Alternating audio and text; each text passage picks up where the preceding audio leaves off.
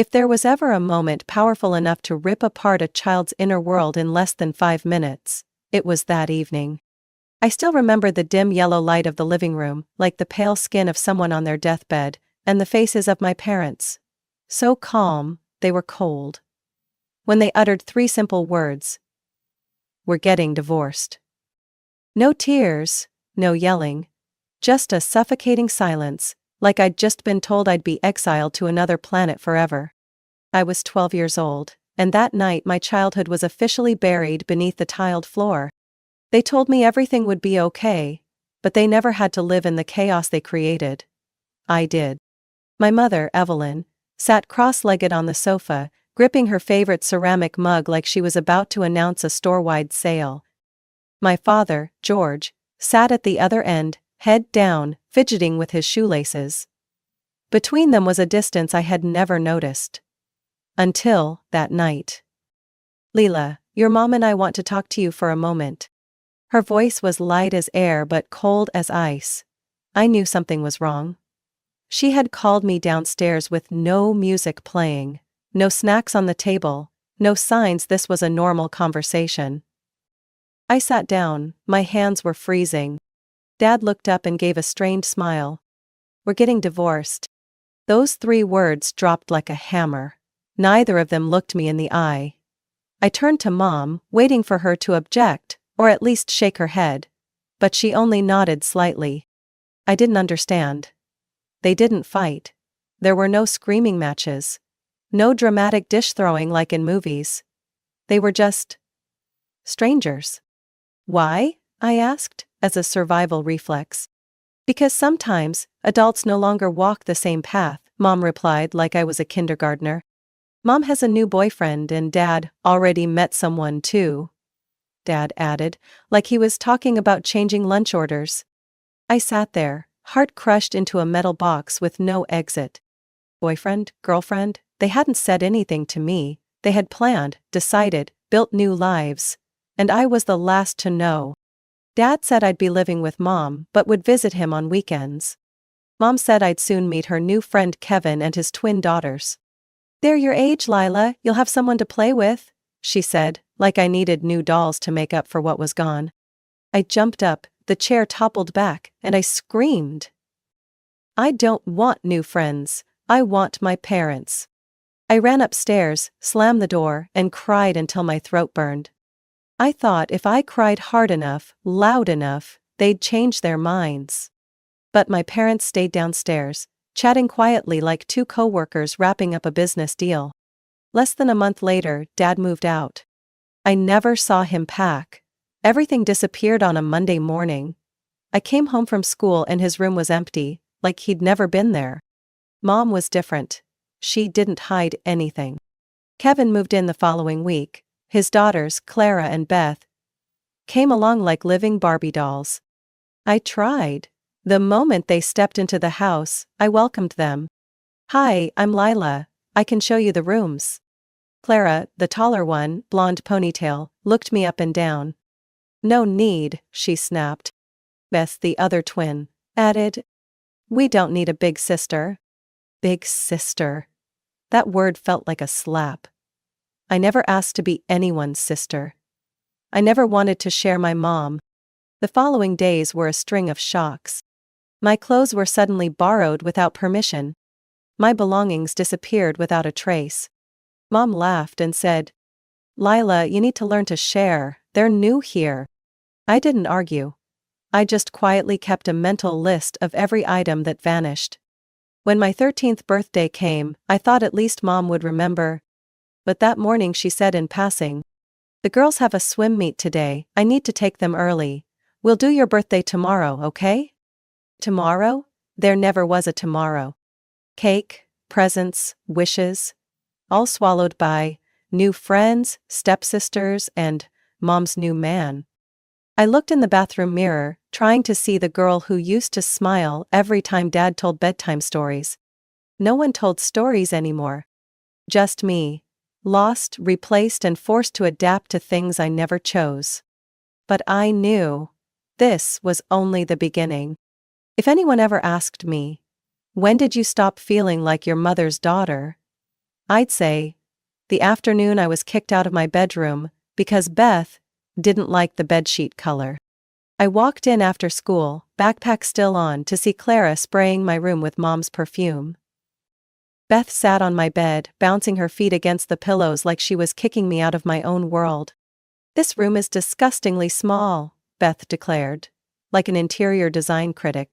"You should move to the basement. Mom says it's cooler and quieter down there." Clara sneered, her eyes daring me to argue. I turned to Mom, standing right at the doorway. I waited for her to say, "Don't be ridiculous, this is Lila's room." But she didn't. She glanced at me and looked away. "You can sleep in the storage room, Lila, just for now until they get settled."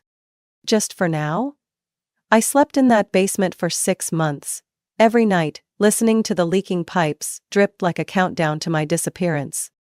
I wasn't called big sister or daughter of the house. I was the extra. One afternoon I came home and saw Beth wearing my purple hoodie, the last birthday gift Mom ever gave me when I turned 10. "That's my hoodie," I said, trying to keep calm. Beth smirked. "Mom said if it fits me I can have it." I turned to Mom, who was stirring vegetables on the stove. "Mom, that's mine." "Drop it, Lila, your sister needs to feel welcome, don't be so selfish." I was speechless. Days later, I found all 3 of my journals torn apart, pages scattered in the trash. Someone had read them, destroyed them. No one got punished. I never wrote again. It didn't stop at Mom's house. Every other weekend, I still had to visit Dad. At the small beige house in the suburbs of Madison, where he lived with his new wife Louise and her teenage son Grady. Grady was 2 years older and sly like a fox, disguised as a teenager. I thought maybe I'd have a quiet space there, but the first night killed that hope. That night, while I was sleeping, I suddenly felt something crawl across my face. I screamed before I even opened my eyes. When the light flipped on, there was a huge fake spider sitting on my pillow. Grady stood at the door, phone in hand, recording my panic. She freaked out like a wet kitten. He laughed and ran off. I ran down the stairs, tears spilling, my heart still pounding. Louise came out from the kitchen, one hand on her hip. "What's all the yelling in the middle of the night?" "Grady put a fake spider on my pillow." I was scared. "Oh, for heaven's sake, it was just a joke. Kids being kids." "Do you really need to make such a fuss?" she snapped. I turned to my dad, hoping he would defend me. But he only sighed. "Louise is right, you need to learn how to control your emotions." I stood frozen between 2 adults who didn't even ask if I was okay. The following week things reached a breaking point. I came home from school and found 3 of my hand-drawn art pieces, ones I had been preparing to submit to my art class, ripped apart. I rushed to Grady's room and banged on the door. "Open up, I know you did it." Louise heard the yelling and dragged me downstairs. "That's enough, you think this is your house?" Yelling at my son like that. I broke into tears. "He tore my drawings, I spent a whole week working on them." "Lila, go to your room," my dad shouted, the first time he ever raised his voice at me. But I wasn't sent to my room. Louise pulled me into the old storage room next to the garage. A damp space with cracked walls and a moldy stench. "Sit here until you learn how to behave." She slammed the door shut. I was locked in there for almost 3 hours, no light, no voices. All I could hear were the cars passing by outside and Grady's giggles echoing from upstairs. After that night, I barely spoke to anyone. I became a shadow in both houses, forgotten, ignored. At my mom's house, I was the bother. At my dad's, I was the troublemaker. I tried to tell my homeroom teacher, but my mom came to the school, smiled sweetly, and said, I had an active imagination, that I was just sensitive from the adjustment. I watched her sign the report with that fake smile only I knew the truth behind. I started skipping school, pretending to be sick, looking for any excuse to avoid going home. I stayed in the library until closing just to delay going back to the safe place everyone else imagined I had. One day, while I was sitting quietly at the park, a familiar voice called out, "Leela, What are you doing here all alone?" I turned around. It was Aunt Margot, my father's sister. Someone I'd never spoken to for more than 10 minutes. I burst into tears, unable to hold it in. I didn't know that moment, standing in an empty playground in her unexpected embrace, would be the first door opening to something I had never dared dream of. A real family. I don't remember how long I cried on her shoulder. My whole body collapsed, every emotion I'd bottled up over the past year, shame, anger, the fear of being forgotten, burst out like a dam breaking. She didn't ask questions. She just held me tightly, her hand gently rubbing my back with a tenderness I hadn't felt from my birth mother in so long. That same day I was taken to her home. Aunt Margot's house, or as I came to call it later, Aunt Sarah's house, was a small 2-story home on the edge of Racine, Wisconsin. Not fancy, not spacious, but from the moment I stepped in, I felt peace. Something neither of the other 2 houses ever gave me. Uncle Tom, Aunt Sarah's husband, was an orthopedic doctor.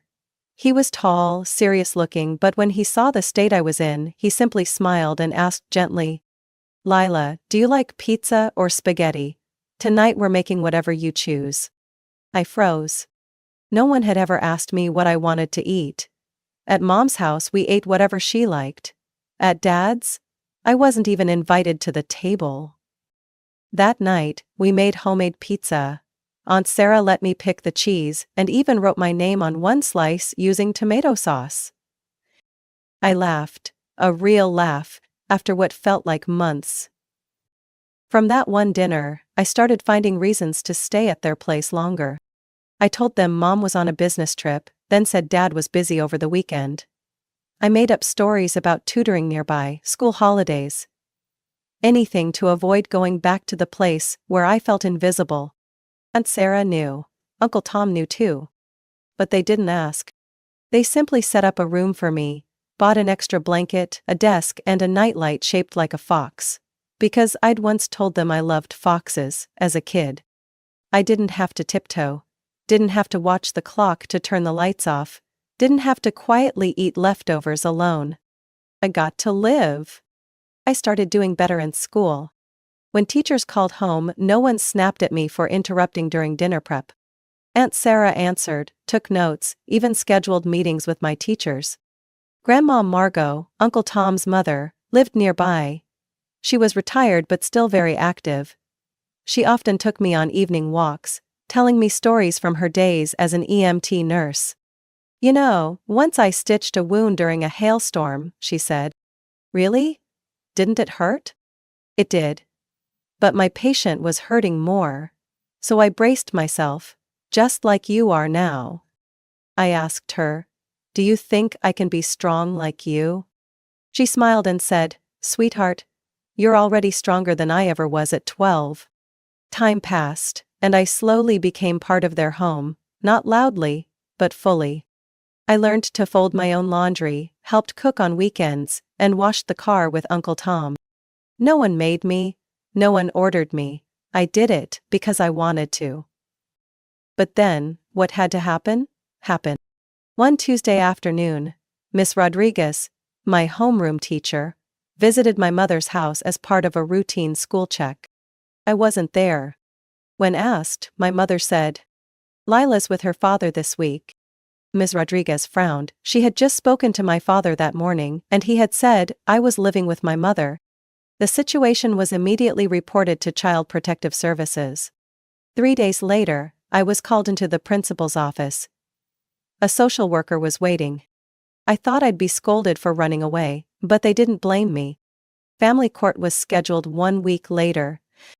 I sat in a cold courtroom, my biological parents on opposite sides. Neither of them dared to look me in the eye. "I can't take her in," my father said first, voice dry. "My wife is about to give birth. We don't have the space." My mother scoffed. "I work. I have 2 young daughters. I can't deal with Lila's issues on top of that." Issues, I, their daughter, was an issue. I clenched my fists, forcing back tears. But then, Aunt Sarah stood up, her voice rang clear in the tense room. Your Honor, I'm the sister of George, Lila's biological father. My husband is a doctor. I'm a middle school teacher. We're fully capable of raising Lila. Uncle Tom stood beside her, nodding. We don't have children, but if allowed, we would love for Lila to be our daughter. I turned to look at them. Their faces weren't afraid, they weren't hiding, they weren't calculating. Only love. The judge looked at me. Lila, you're old enough to state your preference. Who would you like to live with? I stood up, heart pounding like a war drum.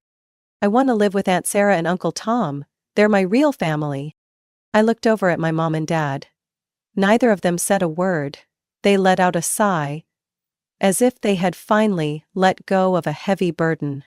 After the hearing, I was issued a new birth certificate. My name was now officially listed in Aunt Sarah's household. From that moment on, I was no longer the child torn between two houses where no one truly wanted me. I had a home.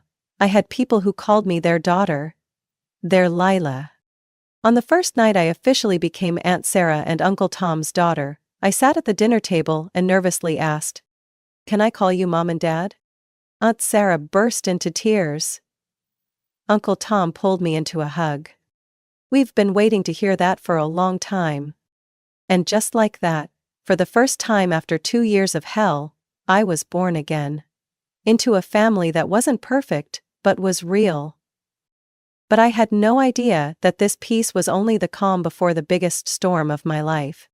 There's something strange that happens when you finally get to live in a real home. You start believing you deserve to be happy. And then, little by little, you begin becoming a version of yourself you never thought you could be. After being legally adopted by Aunt Sarah and Uncle Tom, everything in my life began to shift. No more restless nights filled with shouting. No more awkward silent meals. No more suspicious stares waiting for me to mess up. I woke up each morning to the smell of baked goods Aunt Sarah made, and fell asleep after hearing Uncle Tom tell stories about surgeries he'd performed. I was no longer the outcast in someone else's home. I was Lila, their daughter. Grandma Margot, Uncle Tom's mother, now my grandma, became more important than I could have imagined. She came over every Wednesday afternoon, bringing old medical books and a bag of oatmeal raisin cookies. "I want you to try reading the first few chapters of this," she said, handing me a thick copy of Basic Anatomy. I was surprised. "You think I'll understand it?" She smiled. "I believe you won't just understand, it'll come naturally to you." And she was right. I became captivated by the detailed descriptions of the circulatory system, the way the heart functions, the different types of muscle tissues. What once seemed dry and boring suddenly came alive in my mind. I realized I wasn't just interested because Grandma liked it, but because I truly found medicine fascinating. I began excelling in school. From a child once labeled problematic at my old school, I became a top student 3 years in a row at Northridge High School. Aunt Sarah helped me set up a study plan and pinned it beside my desk. Uncle Tom bought me a miniature anatomical model to study anatomy. Every A I earned was celebrated with fresh baked chocolate cookies and a family movie night. No one forced me to study, they simply believed in me. And that belief made me want to try twice as hard. At 15 years old, I was chosen to represent my school in the state biology competition. I stood on stage, hands trembling like leaves, but when the spotlight hit me, I thought of only one thing. Grandma was sitting in the front row, and I wanted her to be proud. I won first place. My photo holding the trophy was printed in the school newsletter, and for the first time, I saw my name on the honor roll. That night, as we celebrated with ice cream, Uncle Tom asked, "Lila, have you ever thought about what you want to be when you grow up?" I didn't hesitate. "I want to be a doctor, like you, and like Grandma." No one laughed. No one said, "That's too hard." No one asked, "Who do you think you are to dream that big?" Aunt Sarah simply nodded, her eyes slightly wet. "Then let's make that dream come true, together." I threw myself into my studies. Up early to review, late nights practicing problems, weekends interning at a small hospital Uncle Tom recommended. Every step, someone walked with me. Grandma spent hours telling me about her toughest shifts back in the day.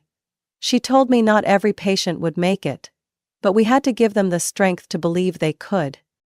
I wrote that down in my journal. It's not just about saving lives, it's about keeping the patient's hope alive. When college application season came, I sat with Aunt Sarah to fill out every line. We sent my application to the University of Minnesota pre-med program, the school I had dreamed of since 9th grade. Waiting for the results was a stretch of anxiety-filled weeks. I grew quieter. Sometimes I'd wake in the middle of the night, heart racing, afraid I wouldn't be good enough. "What if I don't get in?" I asked Aunt Sarah one night. She held my hand. "Then you'll apply again. And if not that, we'll find another path. You are not defined by a college gate, Lila. You're defined by your courage." The acceptance letter came on a rainy April afternoon. My hands trembled as I tore it open. Bold letters read, "Congratulations, you've been admitted to the University of Minnesota pre-med program with a full scholarship." I screamed. I cried. I hugged everyone tightly. Grandma gently touched my cheek, smiling proudly. I knew it, my granddaughter was born to do great things. That fall, I left for college. I didn't carry much luggage, but my heart was heavy. It was the first time I was leaving the home that had saved my life. Before I boarded the train, Grandma gave me a small wooden box. Inside was a black and white photo of her standing outside her old hospital in 1956. "Take this with you. Whenever you're tired, look at it and remember, you're continuing a dream." I nodded, tears in my eyes. I knew the road ahead wouldn't be easy, but I wouldn't be walking it alone. I was Lila, the daughter of Sarah and Tom, the granddaughter of Margot. And I was on my way to becoming a doctor, not just to heal others, but to heal myself. When you're in the most defining years of your life, those years that are supposed to be filled with hope and a bright future, life still has its ways of breaking you all over again. In the fall of my junior year of college, I got that call. The kind of call I thought would be routine, Grandma checking in on my classes. But it wasn't. "Leela, you need to come to the hospital. Grandma Sarah, she didn't make it." Aunt Sarah's voice cracked like a snapped string. Just those words, and my whole world shattered instantly. I couldn't believe it. Grandma, the one person who had always been there for me, who had constantly taught me about love and the power of resilience, was gone. I couldn't picture life without her. I left my dorm room, rushing across campus, not even thinking about what I could lose. When I got to the hospital, Aunt Sarah was sitting beside the hospital bed, holding Grandma's hand. My Grandma Margot had passed in her sleep, peacefully and gently. But to me her death felt like a tsunami, washing away everything I had fought so hard to build. "She will always be the one I look up to," I whispered, tears streaming down my face. Aunt Sarah said nothing. She just nodded and held me tightly. There was nothing more to say. It was the biggest heartbreak of my life. Grandma, who had stood by me through the hardest days, was gone. Every morning she used to wake me up early and make me a simple, nourishing breakfast. She taught me how to be a doctor, not through textbooks, but through compassion and love. Now she was gone, and I had to keep living without her. At her funeral, in the thick silence of loss, I was given a letter she had written for me. When everyone had left the room, I stayed behind, alone in her quiet space. I opened the letter. My chest tightened as I read each word she had left me. "My dearest Lila, if you're reading this letter, it means I'm no longer with you. I've always known you'd go where your heart leads, and I'm proud of how strong you've become. But there's something important I need you to know. I'm leaving you everything I have. An estate worth nearly $2 million. You don't have to worry about your future anymore. Use it to build your life. But don't forget what I taught you about using your strength to help others. I believe in you." I couldn't breathe. $2 million. An enormous amount of money. She hadn't just left me with endless love. She had given me the chance to pursue my dreams without worrying about finances. But I also understood. This wasn't just a gift. It was a responsibility she entrusted to me. She didn't just want me to become a doctor. She wanted me to be someone who could change the lives of those who needed help. After the funeral, Aunt Sarah called me into her home office, where she often worked on lesson plans. "Lila, you may need time to process all this, but we need to talk about what to do with the money." I sat silently, unable to speak. Everything was too sudden, and I didn't know where to begin. Aunt Sarah gently continued. "You didn't just inherit Grandma's assets, you inherited part of her mission. You can't just think about yourself." I looked at her, eyes swollen from crying, but there was a steadiness in my gaze I had never noticed before. "I understand, Auntie. I'll follow what Grandma taught me. I won't live only for myself." Aunt Sarah smiled and gave my hand a soft pat. "Grandma would be proud of you, Lila. Now, you have everything you need to move forward. Don't forget, we're always here." With the inheritance from Grandma, I decided not only to continue my education but also to launch charitable projects to help low-income patients, people who couldn't afford medical treatment. To make that possible, I founded a nonprofit in Grandma Margot's name, the Margot Community Health Fund. Every time I look at her photo on my desk, I remember her words. "Use your talents and your resources to help those around you." And I know this is the path she wanted for me. Each day I felt myself growing, not just as a medical student, but as someone who carried responsibility for others. Aunt Sarah and Uncle Tom supported me every step of the way, but I knew I couldn't have done any of this without Grandma's love and guidance. She may have passed, but what she left in me, love, resilience and duty, would stay with me forever. And I will never forget that she gave me more than a family, she gave me a purpose. Because I had spent so long in the shadows of emotional neglect, I didn't easily recognize the subtle signs when people entered your life only when they needed something. But this time, I did. It all started with a phone call on a Saturday morning as I sat in the office of my nonprofit preparing documents for a new project. "Hi sweetie, Lila, how have you been?" It was my mother's voice on the line, soft and gentle, as if nothing had happened over the past decade. I didn't know what to say. It had been so long since I heard her voice, and honestly I hadn't expected this call. "Mom, it's been a while. Is everything okay?" I asked, cautiously. "Well," she said, "Bob and I are having a little financial trouble. His business is struggling, and I thought maybe if you could help us a bit, just temporarily. You understand, right? We're family after all." I froze. Family? I had severed ties long ago, and now she was using that word to lure me back in. "Mom, I think you can find help somewhere else, can't you? I've told you before, I'm busy with work and the foundation." There was a pause, then her voice returned, slightly firmer. "I just hoped you'd understand. I'm still your mother, and if family doesn't help each other, who will?" What I felt was a mix of anger and exhaustion. "I get it, Mom, but you have to understand. I can't help again. I have my own work, and I won't be used anymore."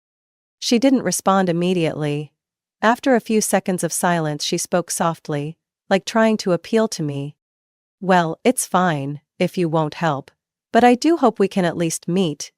Maybe if we talk in person, you'll understand what I'm going through." Those words hit me hard. I realized then, this wasn't the first time my mother had tried to guilt me into helping her. Just as I suspected, her real motive wasn't family, it was money. I hung up, saying nothing more, but my heart felt heavy. The next morning, I got another call, this time from my father. At first his voice sounded concerned, like when I was little and he wanted me to come home for the weekend. But this time, I could tell something was off. "Lila, how are you? Susan and well, we've been having some financial difficulties. I didn't want to bother you, but I figured you'd understand. We're family, right?" Again, the word family came up, but this time I was too tired to listen to the polished words. "Dad, what do you want?" I interrupted. I couldn't pretend not to understand his intentions anymore. "You know, Susan and I are struggling. I know we haven't talked much since you moved away, but if you could help us just a little, I'd never forget it." I felt like a wave was rising inside me. Never in my life had he spoken to me like this. "Oh, I don't understand why you think I can help. I'm no longer a child who needs your care. I have my own life. You should be able to manage yours." His voice started to break, as if he didn't expect me to say no. "Lila, I just hope you remember I did everything for you when you were young. We're family. We help each other. Can't you see that?" His words felt like a plea in the dark. But I wasn't that naive child anymore. "You want help because you're in trouble, but I won't be used like before. I'm not helping you anymore." I hung up firmly. After that call, I felt nothing but weariness. My parents only showed up when they needed money. But this time, I had learned how to protect myself. A few days later, I went to Aunt Sarah's house. Not for advice, but to let it out. She wasn't surprised when I told her about the calls.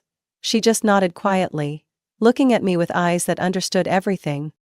"You know, Lila," she said, "real family are the ones who are there when you need them, not the ones who only show up when they want something."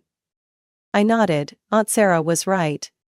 Whether or not my biological parents ever returned to me, Aunt Sarah, Uncle Tom, and Grandma had always been my real family. The ones who never used me. The ones I could trust. "I won't let them use me again, Auntie. I don't need them to feel like I matter." Aunt Sarah smiled and gently patted my shoulder. "That's good. You deserve a life that's peaceful and free." My heart felt lighter than ever. I had realized that family means love and care, not people who see you as an opportunity. And I wasn't the weak little girl they once used as an excuse to manipulate. They thought one call, one suggestion, would make me return like a puppet, following their orders. But this time, I knew I had to stand my ground. The first call came from my mother. After I refused her previous requests for financial help, she kept texting and calling, trying to soften my rejection, but I didn't budge. "Lila, I really need you. We're family. You can't let me and Bob end up like this." Her voice trembled, like she was trying to stage an emotional performance. I listened, but I didn't feel even a sliver of sympathy. I was too tired of her lies, of her emotional manipulation. She had abandoned me for years, and now she was coming back. Only because she needed money. "You think I can help you like I used to, but I'm not your little girl anymore. You and Bob can figure things out yourselves. You don't need to lean on me." My voice was firm, unwavering. She went silent for a moment, then continued, as if she couldn't accept the rejection. "Lila, I did everything for you. Just help me this one time and I won't ask for anything else. Can't you do that for me?" Her voice was almost pleading, but I didn't hear truth in it. Every word felt like it was slicing into old memories. Memories of years I was abandoned. Of trying so hard to please her without ever receiving real care in return. "You weren't there when I needed you most. Now you don't get to ask for my help. I have my real family now, and Aunt Sarah and Uncle Tom are my legal parents." My words were cold, like a knife. But I knew I had to say them. This wasn't revenge, it was release.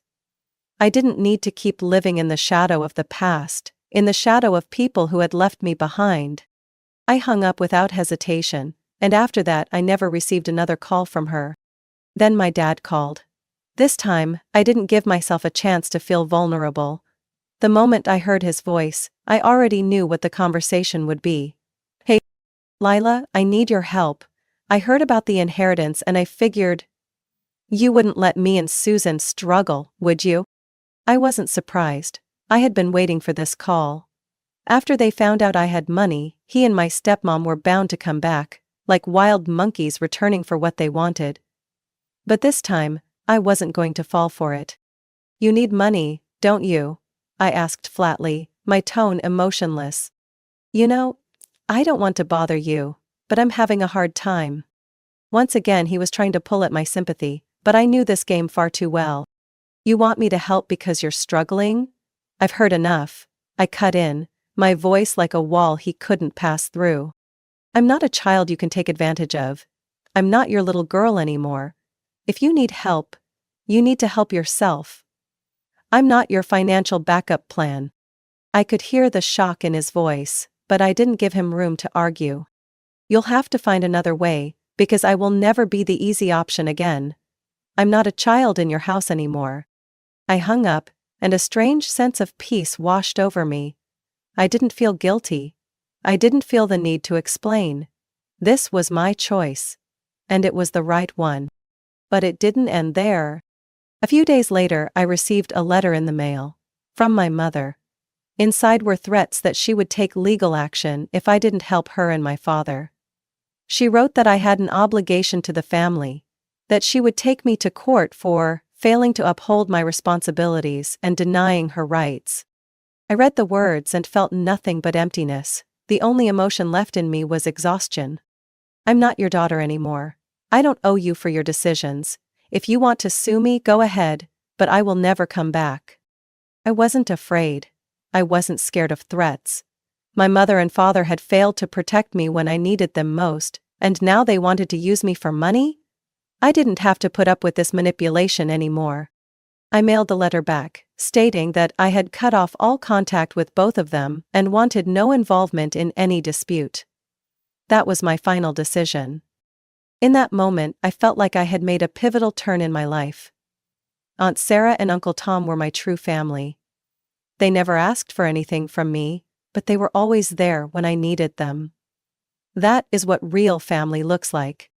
I knew I couldn't change the past. But I could choose my future, and I wasn't going to let anyone, not even my parents, destroy that. Life isn't always easy, but after everything, I've learned that the most important thing is choosing who walks beside you, the people who love you, not the ones who use you. One autumn day, while I was sitting in my office at the foundation preparing for a new project, my phone buzzed again. I didn't think much of it. Unwelcome calls had become part of my routine. But this time, it was a familiar number. Jake, my half-brother. The story between us had gone unresolved for too long. Jake was someone I used to hate, but now, hearing his voice on the phone, I sensed something had changed. "Lila, do you still remember me?" Jake began, his voice soft. I paused for a moment. The feeling was hard to explain. I didn't know where to start. "Jake, why are you calling me?" I asked, still guarded. I want to apologize for everything in the past. All those years, I didn't understand how much I hurt you. I'm truly sorry. I've changed, Lila. I'm not the same naive kid anymore. A flood of emotions rose in me. Unexplainable, overwhelming.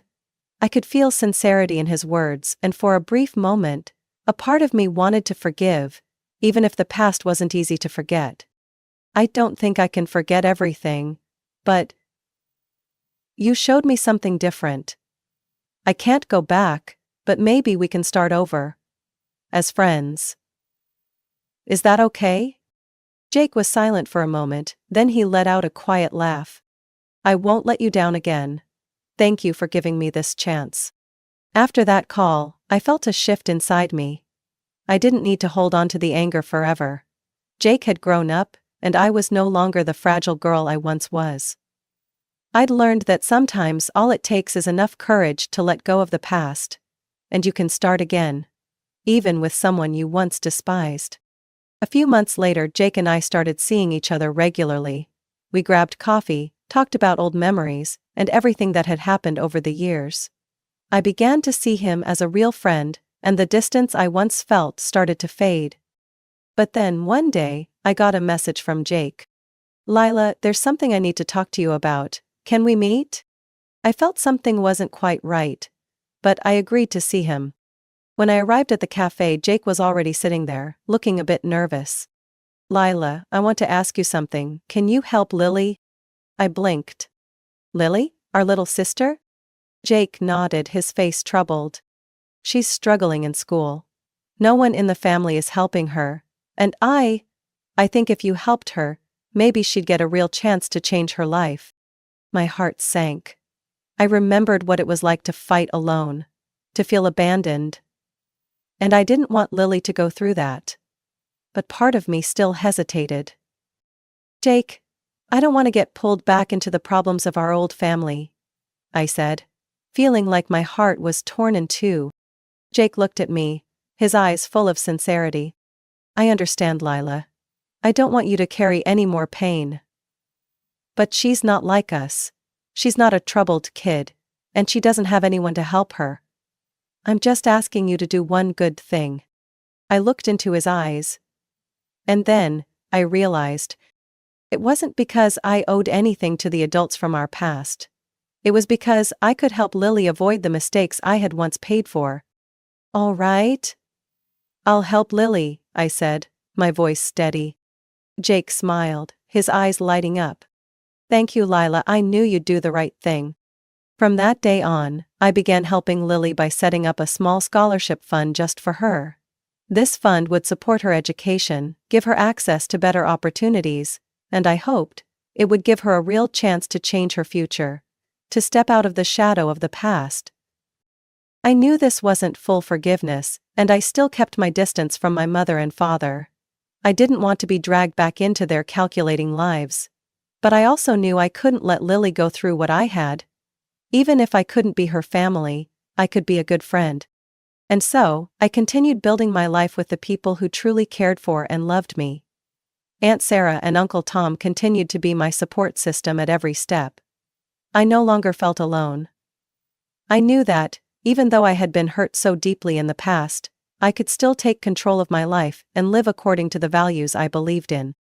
No one could break me anymore. And more importantly, I had learned how to choose kindness, but only for those who deserved it.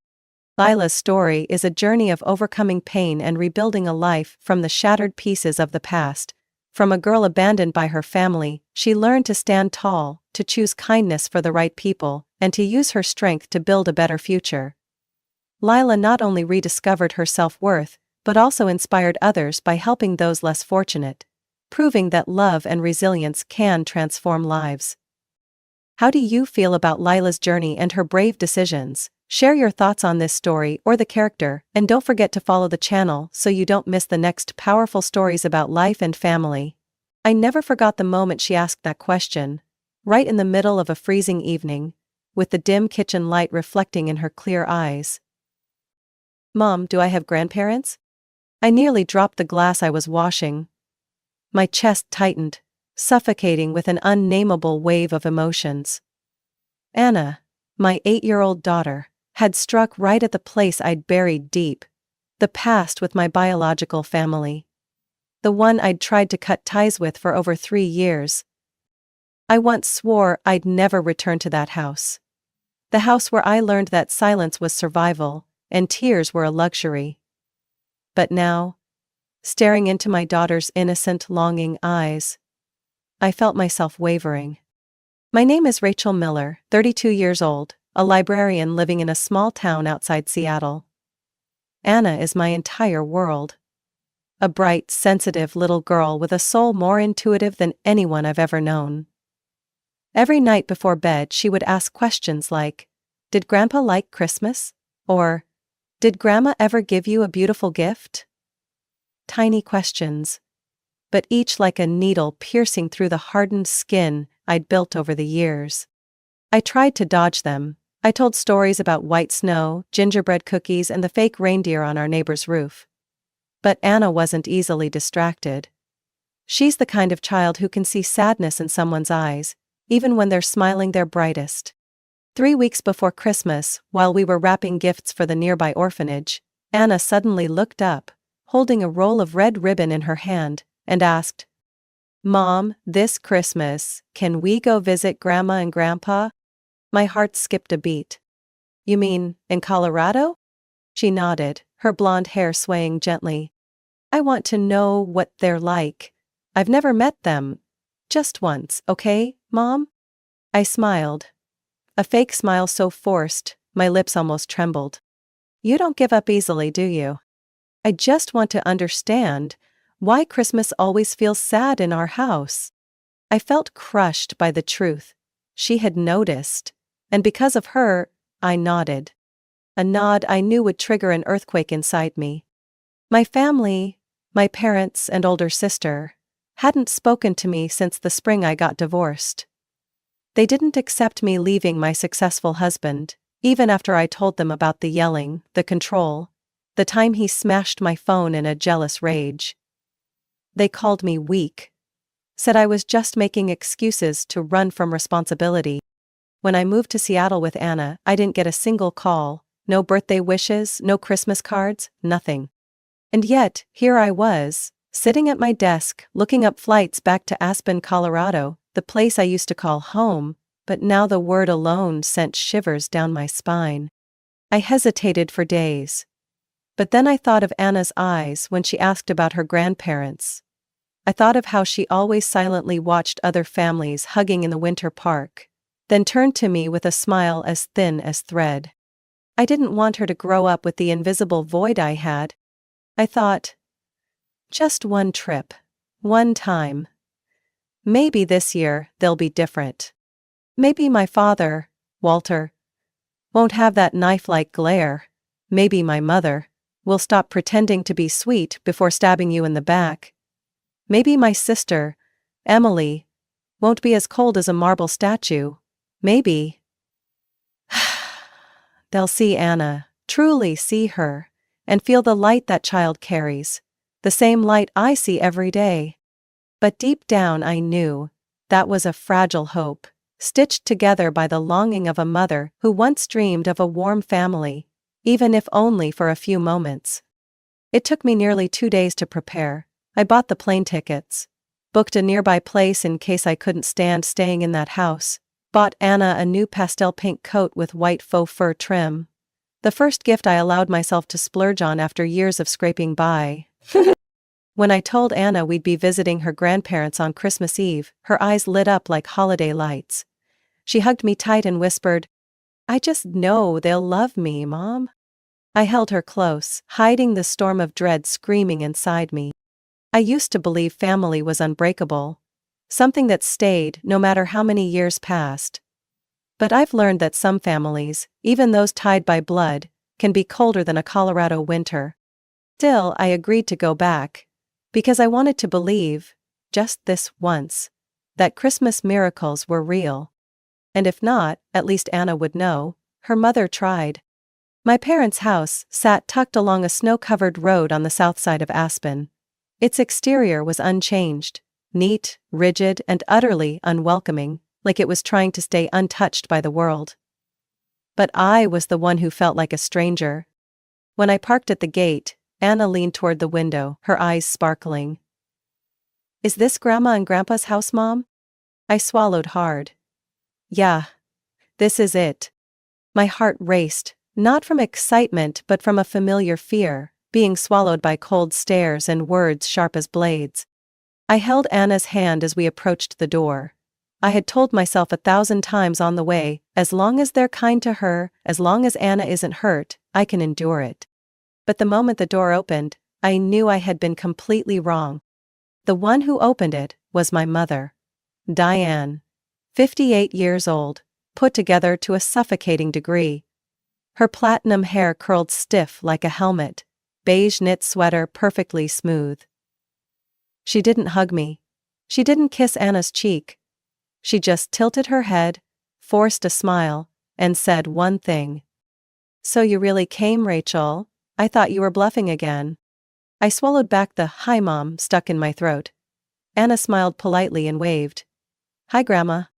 Diane leaned down, placing a hand on Anna's head, her eyes glancing at the muddy specks on Anna's boots like spotting ink on a wedding dress. Come in. Don't dirty the rug." I gripped Anna's hand tighter.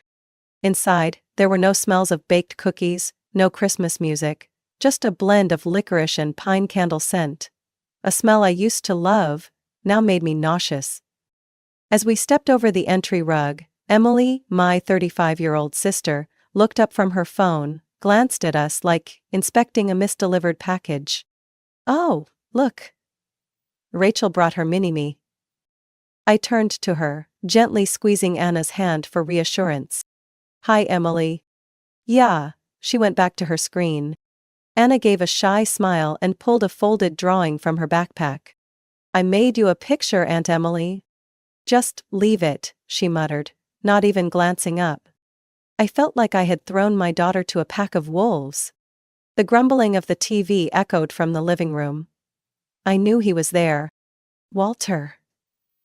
My father. The man who once called me a walking failure.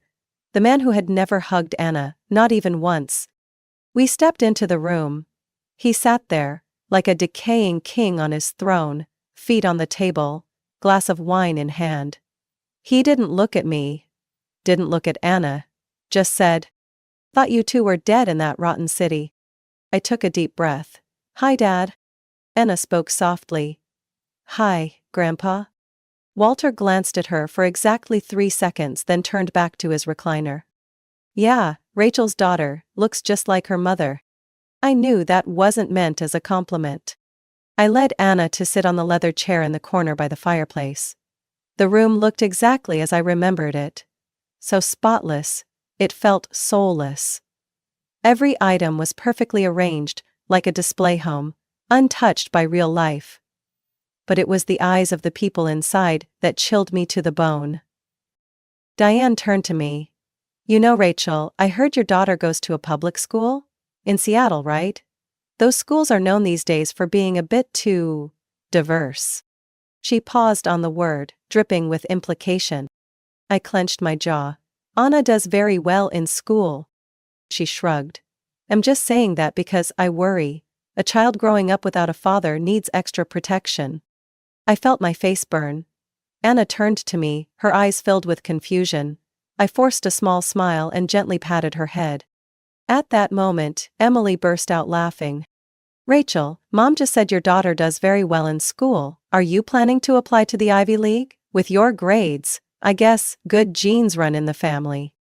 It hit like a slap across the face. But Anna stayed quiet. She looked at me, waiting to see if her mother would crumble. I didn't. Not this time.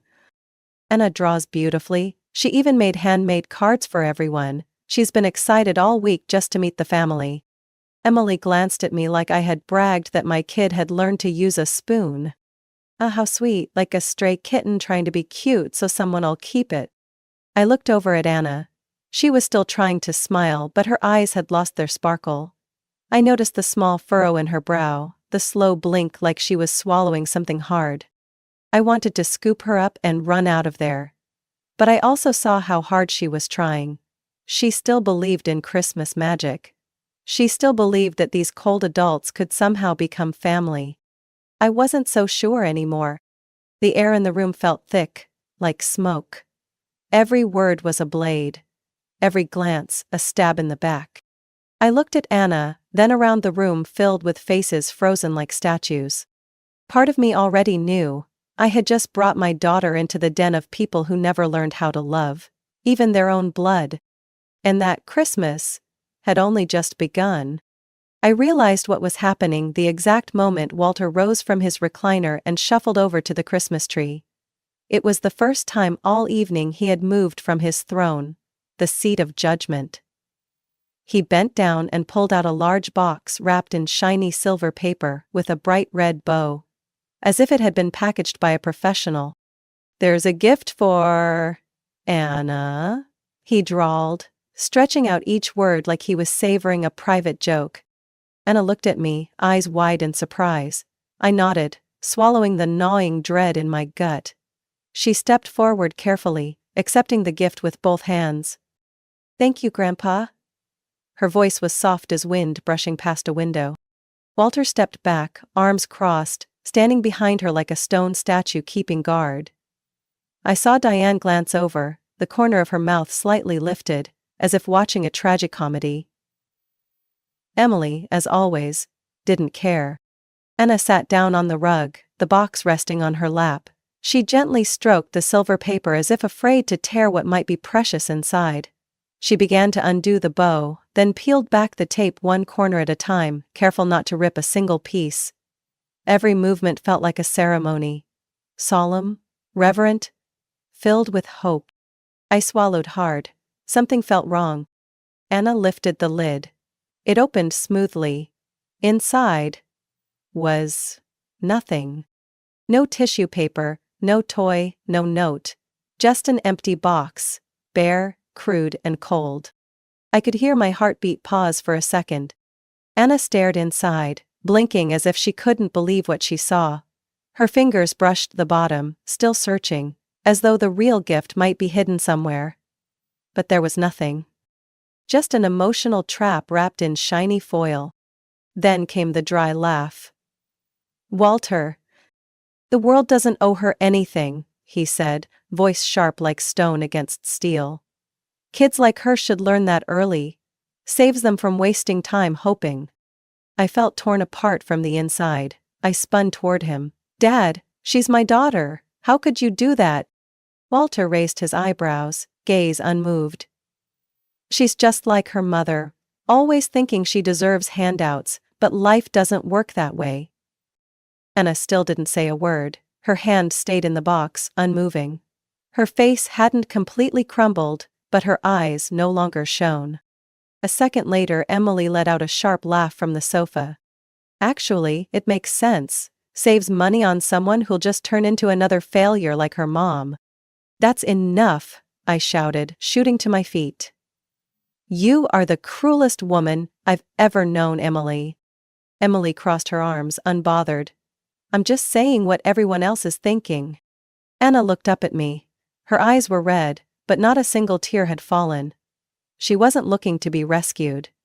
She was asking if she should pretend not to hurt, just like I once did. And it was that look that made me want to tear the room apart. I walked over and sat beside her. "Anna, you don't have to keep that box." But she shook her head gently. "It's okay, Mom." Her voice was still soft, but strangely steady, like a steel wire. She closed the box, smoothed the lid, and set it neatly to the side. Then she unzipped her coat, reached into her pocket, and pulled out a small folded piece of paper. "I have a gift for Grandpa too," she said, stepping in front of Walter.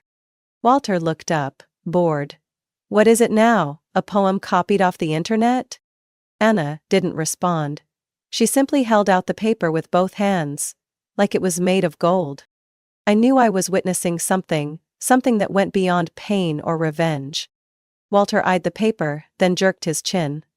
"Leave it on the table." Anna didn't move. "I'd like you to take it with your hands, please." I held my breath. Walter narrowed his eyes, then finally reached out and took the paper. He unfolded it with one hand, glanced over the contents, and then stopped. Something shifted on his face, like someone had just flipped a switch. I couldn't see what was on the paper, but I saw Walter's eyes dim. The room fell completely silent. Diane stopped sipping her tea. Emily stopped tapping her phone. Walter sat there, his eyes fixed on the paper like it was a photograph of a lost soul who had once loved him. Then, quietly, he folded the paper. His hands trembled slightly. He stood up, placed the paper on the side table. He didn't say a word, no explanation. He walked straight out of the room, each step heavy. No one spoke. Anna returned to sit beside me. "Did I do something wrong, Mom?" I wrapped her in my arms, holding her tightly. "No, sweetheart, you did something wonderful." I didn't know what was written on that paper. But I knew one thing. Anna, at just 8 years old, had done what I never could. Made a man who had turned to stone pause. And on that Christmas night, in a room as cold as ice, a door somewhere had quietly opened. The living room now felt colder than the snow outside the window. After Walter silently walked out with that folded piece of paper in his hand, no one in the house said a thing. Only the faint crackling of firewood in the fireplace could be heard, as if even the house didn't know how to react. Anna returned to the sofa, sitting upright, her small hands resting neatly in her lap. She said nothing, but I saw her shoulders trembling. Not from fear, but from something deeper and harder to name. The kind of hurt that settles in silence. Diane shattered the stillness with the sharp clatter of dishes. "Rachel, can you help me in the kitchen?" I stood up, glancing back at Anna one more time. She gave me a small nod, trying to reassure me that she was fine. even though it was clear she wasn't. I followed my mother into the kitchen, the room as tidy as ever, not a single drop of water out of place. But the air was thick, like smoke that refused to clear after a fire. Diane set a silver tray on the counter and, without turning around, asked, "What was that? What did she give your father?" I bit my lip. "I haven't seen it. Anna didn't tell me." My mother sighed. "Let's hope it wasn't some silly drawing that upset him." I spun around. "She's 8 years old. Could you, I don't know, stop and ask how she feels instead of worrying about Dad's reaction?" She didn't reply, just wiped an imaginary stain from the stone countertop. When I returned to the living room, Emily was gone. Anna was still sitting in the same spot, her hands clasped together, eyes staring out toward the fogged-up window. I sat beside her. "Do you want to leave now?" Anna shook her head. "Not yet. I haven't passed out all the gifts." I looked down at the small backpack by her feet, the one I knew she had filled with little handmade gifts, drawn cards, sketches, paper stars she'd folded night after night. She began pulling them out, placing each one gently on the coffee table. I didn't say anything. I let her do it her way. Anna walked to the tree, pulling out the tiny gifts she had labeled with names, one for Grandma, a drawing of a flower garden she imagined Diane might enjoy, one for Emily, a card that read, "I hope you always find joy." Though I knew if anyone deserved it the least, it was Emily. She carried herself with unforced grace. No blame, no bitterness, just a child trying to bring a little light into this dark house. When she returned to the sofa, I asked softly, "You're not angry?" Anna looked at me, her eyes a little brighter. "I'm a little sad. But I think Grandpa's the one who's not happy, Mom." I squeezed her hand gently. "So what did you give Grandpa, Anna?" She bit her lip, then answered slowly. "I drew him holding Grandma's hand. And mine too. In a park. It was sunny. I wrote, 'I hope you'll smile again someday. Because I miss how Grandma used to make you laugh.'" My throat tightened. I didn't know what to say. I had lived 32 years knowing a man made of coldness, control, and scorn. But Anna, just 8 years old, had seen something I had long forgotten, that he had once known how to love. And with a tiny folded piece of paper, she had reminded him. That night, Walter didn't come back. Emily said nothing more. Diane remained silent. No one mentioned the empty box. No one asked about the drawing. It was as if nothing had happened. But I knew. And Anna knew. Something had shifted. When I turned off the light for Anna in the small guest house room I had booked in advance, she asked softly, "Mom, did I make Grandpa sad?" I sat by the bed, brushing her messy hair. "Not sad, sweetheart. You reminded him of something important. That's the bravest thing I've ever seen." Anna smiled faintly. "I just wanted him to know I see him, even if he doesn't look at me." And in that moment, I realized Anna was wiser than I had ever imagined. She didn't need revenge. She didn't need to scream for fairness. She used her heart and her little piece of paper to crack the armor my father had worn for decades. The next morning, when I opened the door of our hotel room to grab the newspaper, a small wooden box sat on the doorstep. No sender, no label. Just one line of handwriting in neat block letters. Anna. I called Anna over. She held the box like it was the most precious gift in the world. When she opened it, inside was a handcrafted wooden music box, engraved with floral patterns along the edge. She turned the winding knob, and the melody of "Somewhere Over the Rainbow" began to play, clear and gentle. A small piece of paper fell out. The handwriting was rough, but familiar. "To the bravest girl I've ever met. Thank you for remembering her." No signature. But we didn't need one. Anna hugged the music box to her chest. She didn't say a word. Just quietly closed her eyes, the melody playing softly like a whisper from someplace far away. Or maybe, from someplace very near. And me? I sat there in the early winter morning light, feeling, for the first time in years, that something had finally begun to heal. Walter stood frozen in front of the tree, the small paper from Anna still open in his hands. His eyes fixed on those innocent pen strokes, his fingers trembling like he was holding something too fragile to grip tightly, but too heavy to let go. No one in the room dared speak. Even Emily stopped scrolling her phone. Diane stopped polishing dishes, and I could only hold my breath. I had once watched this man scream at an 8-year-old boy for spilling a glass of water. I had seen him shout straight into my face for disagreeing with him. But this time, Walter didn't shout, didn't scoff, didn't shake his head or mock anyone. Just silence.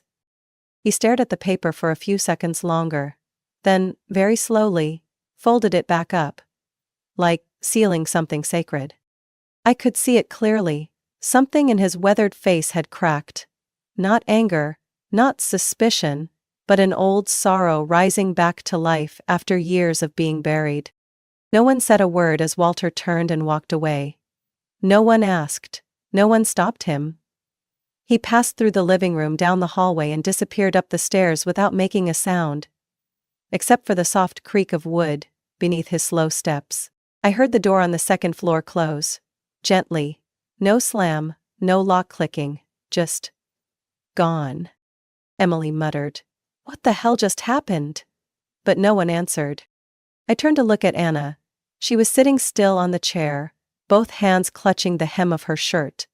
Her eyes were fixed in the direction Walter had gone, as if still hoping he might return. I sat down beside her. "Anna?" She turned to me, her eyes filled with hesitation and worry. "Mom?" Her voice was barely a whisper.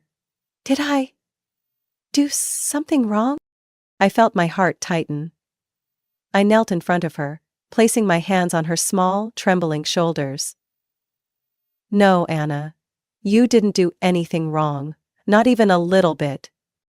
But Grandpa left without saying anything. His face looked really weird. I nodded. "Because you made him remember something he hadn't thought about in a very long time." Anna still didn't seem convinced. "I just wanted him to be happy. I thought, if he remembers Grandma, he might remember his smile too." I pulled her into my arms. That hug wasn't just to comfort her. It was to hold myself together. Because I knew that in Walter's unusual silence, something had shifted. Not forgiveness, not reconciliation, but a small enough crack to fracture a wall that had stood for decades. For the rest of the evening, no one mentioned Walter. Diane continued setting out dessert like nothing had happened. Emily poured herself more wine and scoffed when I declined. Anna helped me fold leftover wrapping paper, so quietly that I feared even my breathing might startle her. "Can we go back to the hotel, Mom?" Anna whispered, while I was tying the ribbon around the gift bag. I nodded immediately. "Yeah, I think that's enough for today." Diane just curled her lip when I told her. Always so dramatic. Typical Rachel. I didn't respond. Emily didn't even say goodbye. And no one asked anything about Anna. It felt like my daughter and I were two strangers lost in a party where no one truly wanted us there. On the drive back, the car rolled slowly down the foggy slope leading into town. Outside, Christmas lights from other homes glowed in warm clusters, completely opposite from the cold, stone-like atmosphere we had just left. Anna looked out the window, hugging her old stuffed animal tightly. She was silent for a long time before suddenly speaking. "Grandpa used to love Grandma a lot, didn't he, Mom?" I looked at her in the rearview mirror. "Yeah. Before she passed. He used to be a different person. Very different." I hope my drawing helped him remember that part. I nodded gently, throat tight. "I think you did something I never dared to try." That night, in our small hotel room, Anna fell asleep next to me, still clutching her red fox pillow. I, on the other hand, tossed and turned. In my mind was the image of Walter holding the drawing. His sunken eyes, his lips trembling as if swallowing a memory that had never been allowed to surface. I couldn't stop wondering, was he sitting in that old chair upstairs, Was he opening the drawer that held the old photos he once forbade anyone to touch? Or was he simply sitting there, alone in the dark, letting himself feel something he had spent years burying beneath alcohol and rage? I didn't know, maybe I never would. But I knew this. Anna had stirred something in him I thought had died long ago. And in his silence I heard hope. Faint, fragile, but real. 3 days after we left my parents' house in Aspen, Anna still hadn't said anything more about that Christmas night. She didn't mention Walter, she didn't bring up the empty box, she didn't talk about the drawing. It was just a long, quiet pause. Not the kind of silence that comes from anger, but the kind that belongs to a child trying to understand something even adults can't explain. I didn't push. I knew she was processing it in her own way, and maybe she was waiting for something. We returned to Seattle on the morning of December 27th. The city was damp as always, the trees along the streets still swaying with leftover strands of blinking lights. I cleaned up the house, checked in on work at the library, and tried to pretend that things were going back to normal. But something inside me was still unresolved, a tight knot in the middle of my chest, where the memory of Walter's dazed expression lingered like a shadow. Anna returned to school after the short break as if nothing had happened. She studied diligently, still sat by the window reading books like she always did. But I noticed. Every night before bed, she opened the drawer of her nightstand, took out an old sheet of paper, read it again, and put it back. The drawing of Grandpa, Grandma, and Anna. One time I asked her, "Are you waiting for Grandpa to write back?" Anna just shook her head gently. "Not waiting, I just think, if I remember Grandma long enough, maybe he won't forget her." On the afternoon of December 30th, I got a call from a delivery driver. "Hi, is this the home of Anna Miller?" I was surprised. "Yes. Is something wrong?" "We have a package here for her, no sender listed."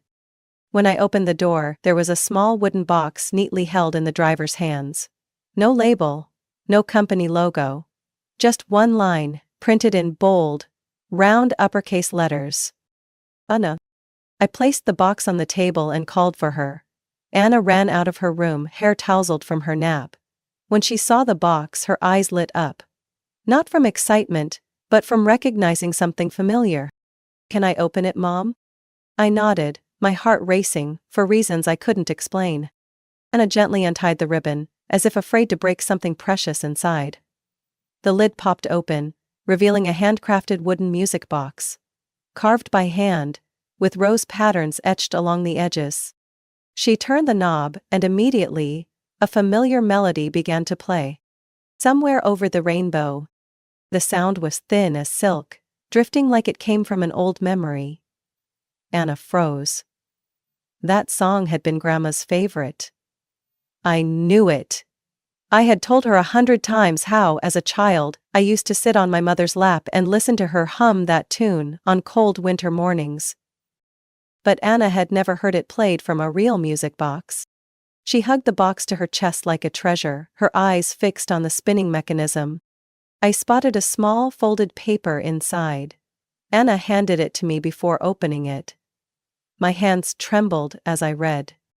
"To the bravest girl I know, thank you for remembering her." No signature, no address, but I didn't need one. I knew exactly who it was from. Walter wasn't the type to write letters, he never crafted anything by hand, but the way he had touched that drawing, carefully, trembling, I knew something in him had awakened, and maybe he was trying, quietly, in his own way, in a way no one ever expected. Anna clutched the box in her hands. "Mom, Grandpa used to listen to this song with Grandma, didn't he?" I nodded. "Yes. Even after she was gone, I still remember the sound of their laughter when that song played. I want him to remember too." I held her hand. "I think he's trying, because of you." That night, Anna placed the music box on the nightstand. She didn't wind it again, she just stared at it for a long moment. Then softly said, "I don't need anything else from Grandpa. I don't need anything else from Grandpa. I don't need anything else. All you'll find is a paperback. I saved money. I saved money. Isn't it fun? I don't need anything else. I don't, huh? I, I couldn't hold back my tears. I turned away, pretending to get some water, but inside I broke. Because a child only 8 years old had already grasped something it takes many adults a lifetime to understand. Forgiveness doesn't require a reply. Kindness doesn't demand conditions. And love doesn't need an explanation. The music box stayed there, on the nightstand. Every night before bed, Anna would reach out and touch the lid, not to play the music, but just to feel that it was still there. Like hope. Light. Thin, but painfully real. I sat on the floor, my back against the bed frame, while Anna lay wrapped in a blanket, holding the music box as if afraid it would vanish if she let go. Outside the window, rain tapped steadily on the roof, like the breath of the city itself. "What did you draw in that picture, Anna?" I asked, my voice as light as mist. She turned to look at me. In her eyes there was no sadness, no anger, only a strange calm. Like a deep lake holding something sacred beneath its surface. "I drew Grandpa holding hands, with Grandma and me walking in the park," Anna whispered, then paused. "Grandma was wearing the purple flower dress and Grandpa had the hat from that photo you keep in the living room." I remembered that photo, taken during a summer long ago. Walter still smiled back then. And my mother, in that bright purple dress, was turning to him with a laugh, their fingers intertwined like nothing in the world could come between them. "You once told me Grandpa really loved Grandma." I nodded. He did. But after she passed, he changed. He closed every door. Even the ones inside his heart. Anna was quiet for a moment, then continued. "I wrote something under the drawing." I sat up straighter. "What did you write?" She recited slowly, as if remembering each stroke of her pencil. "I hope someday you'll smile again. Because I miss how Grandma used to make you laugh." My chest tightened like an invisible string had wrapped around it. I didn't know what to say for a while. The words were simple, but they carried a weight even I couldn't bear. I tried to swallow the lump in my throat. "Do you think he understood?" Anna nodded gently. When he looked at the drawing, he didn't look at me, but his eyes, it was like he was seeing someone I couldn't. I knew she meant my mother. There was a time when Walter had been a warm man. Not many people believed that. Most only knew him as stern, cold, and closed off. But I remembered. I remembered winter nights when he played piano while my mother sang. I remembered how he once fixed the entire roof just so my mom wouldn't get rained on, in her favorite chair. I remembered the way he'd place his hand on her shoulder when she was sad, saying nothing, but anchoring her with his presence. Then came that day. The car accident. She left too suddenly, leaving Walter alone in a house far too big, far too cold. He didn't cry at the funeral, didn't speak for 3 days. Then, he began to freeze everything. His emotions, his memories, his routines. Every photo she'd hung was boxed away. Every song she'd loved was turned off halfway. And on a moonless night, the father who once held me through thunderstorms was gone. Forever. I grew up in that silence, in those heavy sighs, in that faraway gaze that never quite landed on me. I was angry with him, so I left. And I never imagined it would be my own daughter who'd be the first to knock on the door he had sealed shut for so long. "You're not mad at Grandpa about the empty box?" I asked, still amazed by Anna's unshakable calm. She looked at me and tilted her head. "No, I think he didn't know what to give me. But I knew what I wanted to give him." I laughed through my tears. "You know, I never thought he'd accept a gift without yelling." Anna smiled. "I don't think he knows how to say thank you. But the music box, that was thank you, wasn't it, Mom?" I nodded. Yes, a very grandpa way to say it. That afternoon while Anna napped, I sat by the window with a cold cup of tea. I opened a drawer and pulled out an old envelope with a Colorado stamp. The only handwritten letter my mother ever sent me. after she found out I'd left my husband. She didn't take my side, didn't comfort me, she just wrote one line. "You're as soft as your grandmother." At the time, I was so angry I tore the letter apart. But later, I taped it back together and tucked it away. And now, I saw something I hadn't seen before. To them, softness meant weakness, a flaw, something to hide. But Anna didn't think so. She wasn't afraid of being hurt. She wasn't afraid of giving. She carried her softness like a gift, and somehow, that gift had forced even the most closed-off hearts to look inward. I placed the letter back in the drawer and exhaled softly. Maybe I needed to learn how to open up again. Not for them, but because my daughter had shown me that sometimes, memories aren't meant to be forgotten. They're the bridge between hearts that once knew how to love. That evening, when Anna wound the music box again, I saw her eyes light up in the glow of the night lamp. She hugged the box to her chest. Not to keep the music, but to hold on to a piece of Grandpa, the man she still believed could smile again, if someone reminded him he once knew how to love. I watched her quietly, then whispered, "You're not just brave, Anna. You did something even grown-ups haven't dared to do." She just shrugged, eyes glimmering. "I just don't want anyone to live forever in sadness." I nodded, feeling something inside me shift forever. And I knew, the real gift Anna had given Walter wasn't a drawing. It was a chance to become the man he used to be.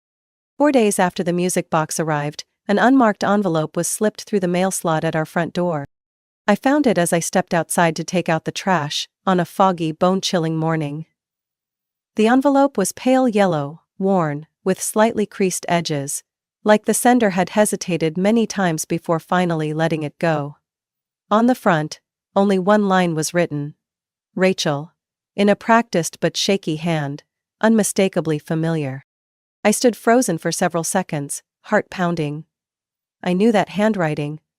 After all these years, I thought I'd forgotten it. But it was my father's. Walter's. My hands were ice cold as I tore open the envelope. Inside was just a small, folded piece of paper. No card. No photo.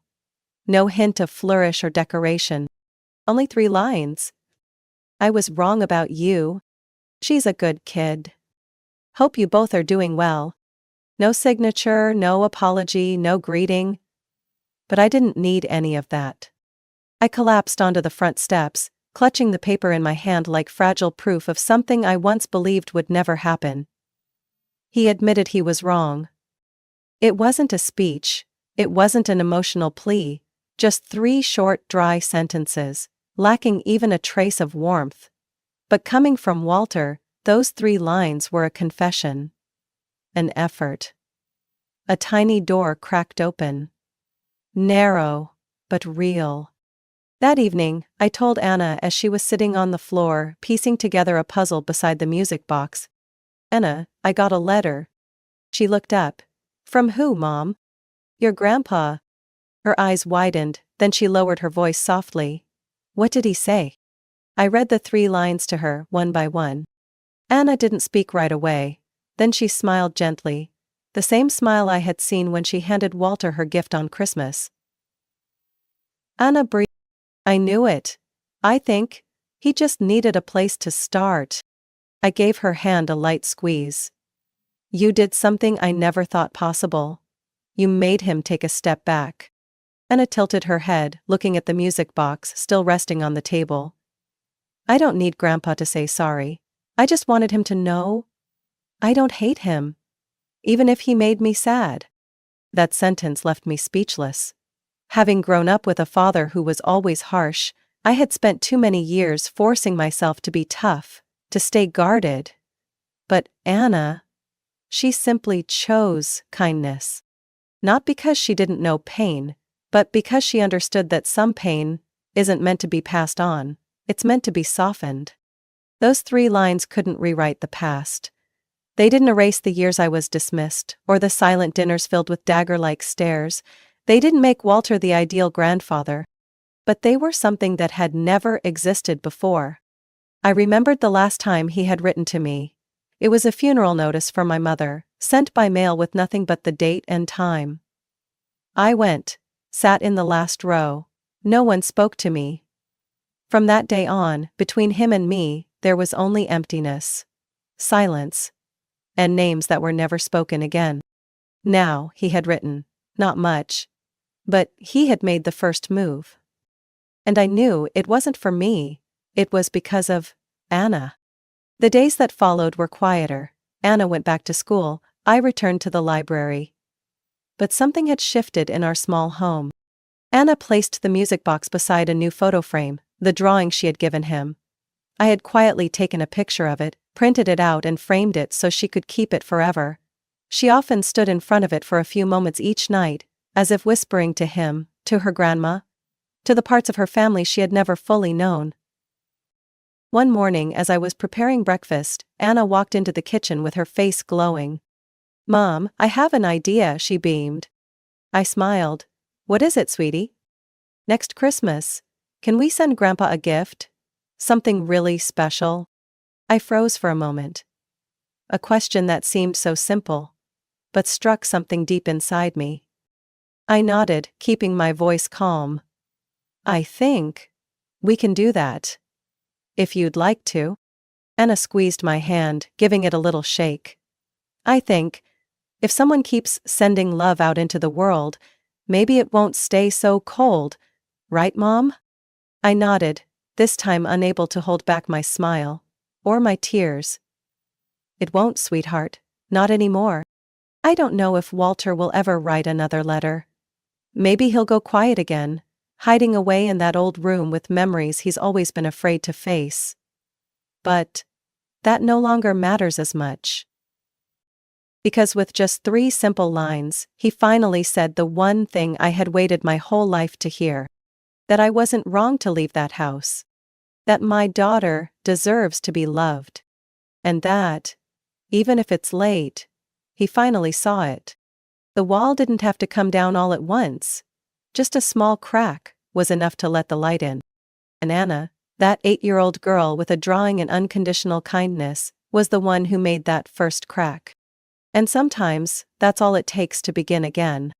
From Anna's story, I've come to realize that kindness, no matter how small or quiet, can make the first crack in the frozen walls built by pain and silence. An 8-year-old child didn't need revenge or a perfect apology. Just a drawing, a sincere wish, and a heart full of hope were enough to move someone who had been unreachable for years. In life, we don't always need a perfect ending. Sometimes, all we need is a new beginning. Even if it's just a sliver of light. What are your thoughts on Anna's story and her grandfather's unexpected change? Share your thoughts in the comments below, and don't forget to follow the channel so you won't miss more heartfelt stories about life and family. Has anyone ever been abandoned by their own parents in a foreign country without a single goodbye? I have. And the cruelest part was, they didn't just disappear. They erased me from their lives, as if I had never existed. My name was gone from the insurance, no return ticket, not even a single message left behind. Just one cold piece of paper. "You're 17 now, old enough to survive." I still remember the day everything fell apart, a sunny morning in Venice, Italy. My name is Emma, the only daughter of a middle-class family from Michigan. I had just turned 17 a few weeks before the trip. My parents, Greg and Monica, said it was a healing vacation after my terrible academic year. And they were right. I wasn't okay. I had dropped out of school, gotten into fights, and had been suspended for 3 days after throwing a book at a window. But I was just a kid, desperate and confused about everything I couldn't understand. I thought, maybe they were trying to reconnect. Maybe they still loved me. When my mom suddenly handed me a plane ticket to Venice, a place I'd only ever seen on postcards, I nearly cried with hope. No cousins, no work calls from Dad, no interruptions. Just the 3 of us. A family. The first few days felt strange. We strolled by the canals, ate gelato every afternoon, and took photos at Piazza San Marco. I started smiling again, Not the forced kind, but real smiles. I still remember that morning, the 6th day of the trip. We had breakfast at the hotel. My mom wore brick red lipstick, the one she saved for special occasions. My dad was his usual silent self, sipping black coffee and reading the paper like nothing unusual was happening. As I was texting my best friend back home, my mom gently touched my hand and smiled. "We're just going to the souvenir shop, stay in the room, we'll be back in 15 minutes. I nodded, not suspecting a thing. 15 minutes passed. Then 30. Then an hour. 2 hours. I started to worry, but tried to stay calm. Then the hotel staff said, "The couple in room 407 checked out this morning." My mind went blank. I ran to the room, empty. My luggage was gone. My passport, gone. Even my backpack, the one I carried everywhere, even to public restrooms, vanished. My phone had died earlier that day, and when I plugged it in, every call I made to mom and dad went to voicemail. My texts didn't send. No one replied. I sat in the lobby, waiting until nightfall, hoping they'd come back. No one did. The next day I went to the U.S. Embassy. A woman in a navy blazer with her hair neatly tied up, tapped on a keyboard, and finally looked at me. "You're no longer listed on their health insurance. Your return flight has been cancelled. You're also no longer on their emergency contact forms." I just sat there, numb. They hadn't just forgotten me. They had erased everything about me. That night, I returned to the hotel and curled up next to a trash bin outside a cafe. Cold wind hit my neck, and my heart pounded in chaos. I reached into my coat pocket, the only thing I still had, and found a small folded note. My mother's handwriting, neat, cold. "You're 17, old enough to survive." No explanation, just a sentence that felt like a final verdict, ending my life as their daughter. I didn't cry much. I had run out of tears from growing up too soon. I just curled up, my back against a stone wall, watching people laugh inside the warm restaurant across the street. A family singing happy birthday. A couple holding hands. And me. The girl left behind by the world. I had nowhere to go, no friends, no money, no identity, no one looking for me, no one needing me.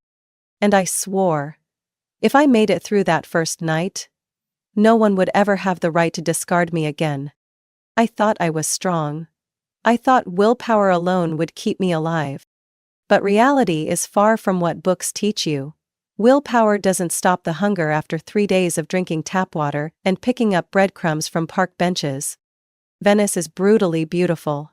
The slick cobblestone streets leave no room for the lost. The sun blazes during the day, but the nights are bone-chilling. I curled up by the back wall of that same cafe, staring at the warm lights and laughter spilling out on the night I was abandoned. But that light wasn't meant for me. I slept behind a closed-down market stall. It had a roof to block the dew, but not the cold that pierced through my torn coat. Every morning, I woke to delivery trucks roaring and footsteps rushing by, like I was just another invisible crack in the wall. By the 4th day, I couldn't take it anymore. My stomach cramped, my throat was dry, and my head spun so badly I couldn't tell reality from illusion. I stumbled through narrow alleys, grabbing onto the walls to stay upright. That's when I saw the bread. It sat on a metal tray outside a tiny shop. The crust was still warm, giving off the scent of freshly baked dough that nearly brought tears to my eyes. No one was around, no camera, just a loaf of bread, and a starving girl. I didn't think, I just acted. My hand shot out, pure survival instinct. But just as my fingers brushed the crisp crust, another hand grabbed my wrist. I froze. Not out of fear of being hit, but because this might be the end. I could be arrested, deported back to the US, or worse, fall into the hands of people I never wanted to name. The woman standing in front of me didn't say a word. She didn't yell. She didn't ask questions. She just looked at me, with gray-brown eyes like Tuscan stone, glowing against her tan skin and silver-streaked hair, tied back with a flour-dusted apron string. "Hungry?" she asked, her voice laced with a heavy Italian accent. I nodded, tears spilling out. If you're hungry, then work, she said, and walked inside. I stood there, frozen, unsure if I had heard her right. She didn't shut the door, didn't tell me to leave. And I followed, like a lost soul finding the first exit after days in a maze. Her name was Angela. 62. Italian-American. She had lived in Venice for over 40 years. That little bakery was hers. Tucked on a quiet corner, where locals stopped each morning for bread, almond cake and coffee with milk. She led me to the back, to the dishwashing area. No name asked, no documents needed. Gloves on, watch the knife, don't spill water on the floor.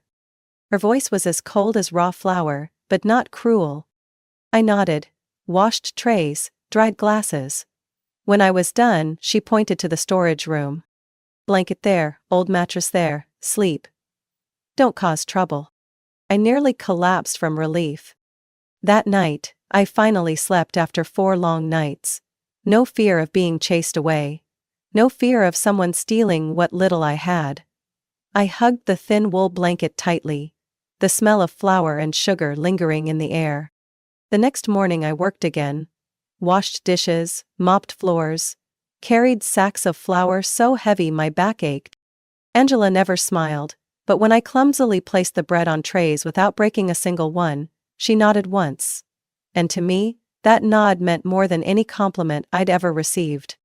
The days that followed, I gradually got used to the rhythm of the bakery. Angela never asked about my family. Never asked why I was wandering here. But I knew. She understood. Because once, as I quietly wiped down the counter in the evening, she looked at my hands, swollen and red from the cold water, and said softly, "My daughter used to have hands like that, slim fingers, short nails, always covered in flour." I stayed silent, didn't ask more, and she didn't say anything else. But from that day on, every night, she left a small loaf of bread, slightly burnt on the edges, not very pretty, wrapped in brown paper on my mattress. A silent message: I see you. You deserve to exist. I was no longer the girl abandoned by her parents. I was the one who washed dishes at the bakery, who carried flour, cleaned the stove, and opened the counter every morning. And amid the hunger and cold, I started to feel just a bit more human. I still didn't know where I would go, whether the future had a place for me. But I knew.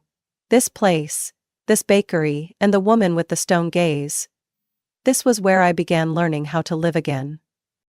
I started each new day with the smell of yeast, and the sound of a metal knife slicing through soft dough.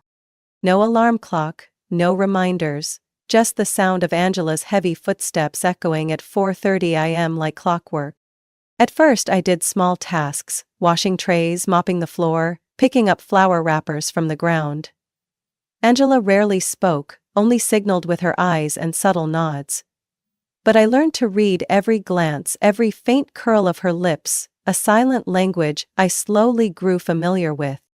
A week later she handed me a ball of dough about the size of my fist and said, "Knead it. Don't let it fight back." I didn't understand, just followed instinct. Pressing, pushing, rolling, the dough was soft and sticky, slipping through my fingers like it was trying to escape my weak grip. But I kept going, over and over, until my shoulders ached and my hands stiffened like wood. Angela watched me. She didn't praise me. But that night on my old mattress, I found an extra pillow. Not new, but clean. I understood. That was her way of saying, "You've taken another step." I never asked her why she helped me, and she never asked, "Where are your parents?" I knew she knew. The signs were too obvious. The dark circles under my eyes, the clothes I wore day after day, the way I flinched whenever someone raised their voice in the shop. But she left me be. Let me just be me. No confessions. No performance. And in that silence, I found my first sense of stability since being left behind. I learned how to crack eggs with one hand, how to slice pastry dough into perfect circles. I learned to set the oven's temperature without looking at the dial, just by smelling when the yeast was ready. I learned not to drop even a single piece of dough, even when my hands were wet and the floor was slick. Every mistake earned me a sharp glance from Angela, but every time I got it right, her eyes softened, if only for a split second. One evening, as I quietly wiped the kitchen after closing, Angela stood by the window with a glass of cheap red wine in her hand. Without turning around, she said, "Your hands don't shake when you cut dough anymore." I froze. Then smiled. No reply needed. After that, she let me start working the morning counter, serving customers their pastries and coffee. I learned Italian through their rushed orders. Un cappuccino, per favore. Due panini, Lanza olive. I didn't talk much, but I listened more than I thought I could, and I remembered. Every regular customer, every way they nodded or winked when I got their order just right. Angela began giving me more responsibilities. Mixing almond cake batter, checking the oven's steam valve, writing down orders for nearby restaurants. Slowly, I was no longer the strange girl sleeping behind the storage room, but Emma, the one who helps Angela every morning. One day she handed me a batch of baguettes. For the first time, I baked something entirely on my own. I stood in front of the oven, gripping the heavy metal handle, my heart pounding as loudly as the fan whirring inside. The oven door opened, and the smell of freshly baked bread filled the air like I had just created an entirely new world. Angela looked at the tray, said nothing, but she picked up one loaf, broke it in half, and handed me a piece. It was the highest compliment I'd ever received. She wasn't a warm person. She didn't stroke my hair or ask if I was okay. But she gave me slippers for the winter. She gave me an old sweater that no longer fit her. And once, when I was curled up with a fever on the mattress, she placed a bowl of hot soup on the table, without a word. Though there were no hugs, no "Emma, are you all right?" Angela gave me a quiet kind of love. A kind I never had from my birth parents.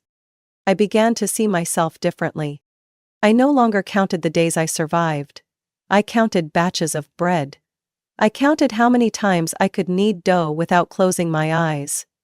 I counted Angela's rare nods, and I remembered each one like invisible badges of honor. One night, while I was cleaning the oven, Angela looked at me and asked, very softly, "Are you planning to leave here?" I looked up, unsure how to answer. "Not now, but someday." I stayed silent, then nodded. "Someday. When I'm ready." She nodded back, gently. "When that day comes, you'll know how to be ready, because your hands don't shake anymore." The laptop I found was buried in a trash pile behind an old electronics store. The screen was cracked, 2 keys were missing, and the outer shell was covered in dust and duct tape. But when I pressed the power button for the 10th time, it let out a faint beep, like the fragile breath of something not ready to die. I held it like a treasure and ran straight back to the bakery, heart pounding. Angela looked at me and raised an eyebrow. "Digging through trash again?" I just smiled. "As long as it powers on, it's enough." I cleaned out the small corner behind the storage room where I usually slept, set the laptop on an old wooden shelf, and began tinkering. No guidance, no fancy tools.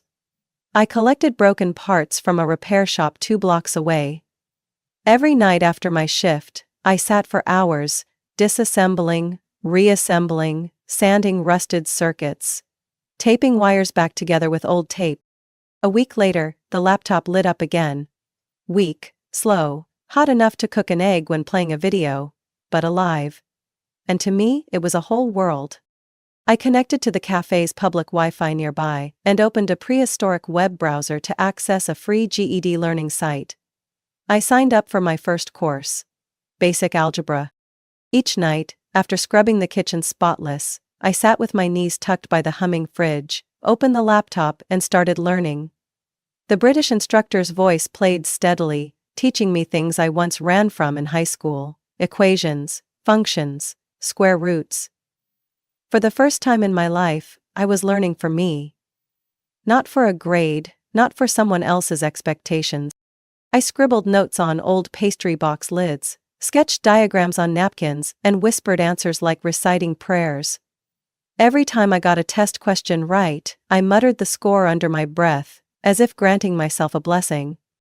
One night, I stumbled across a business magazine someone had left behind on the customer table. A headline caught my eye: Future Blue Shipping, Global Restructuring Plan.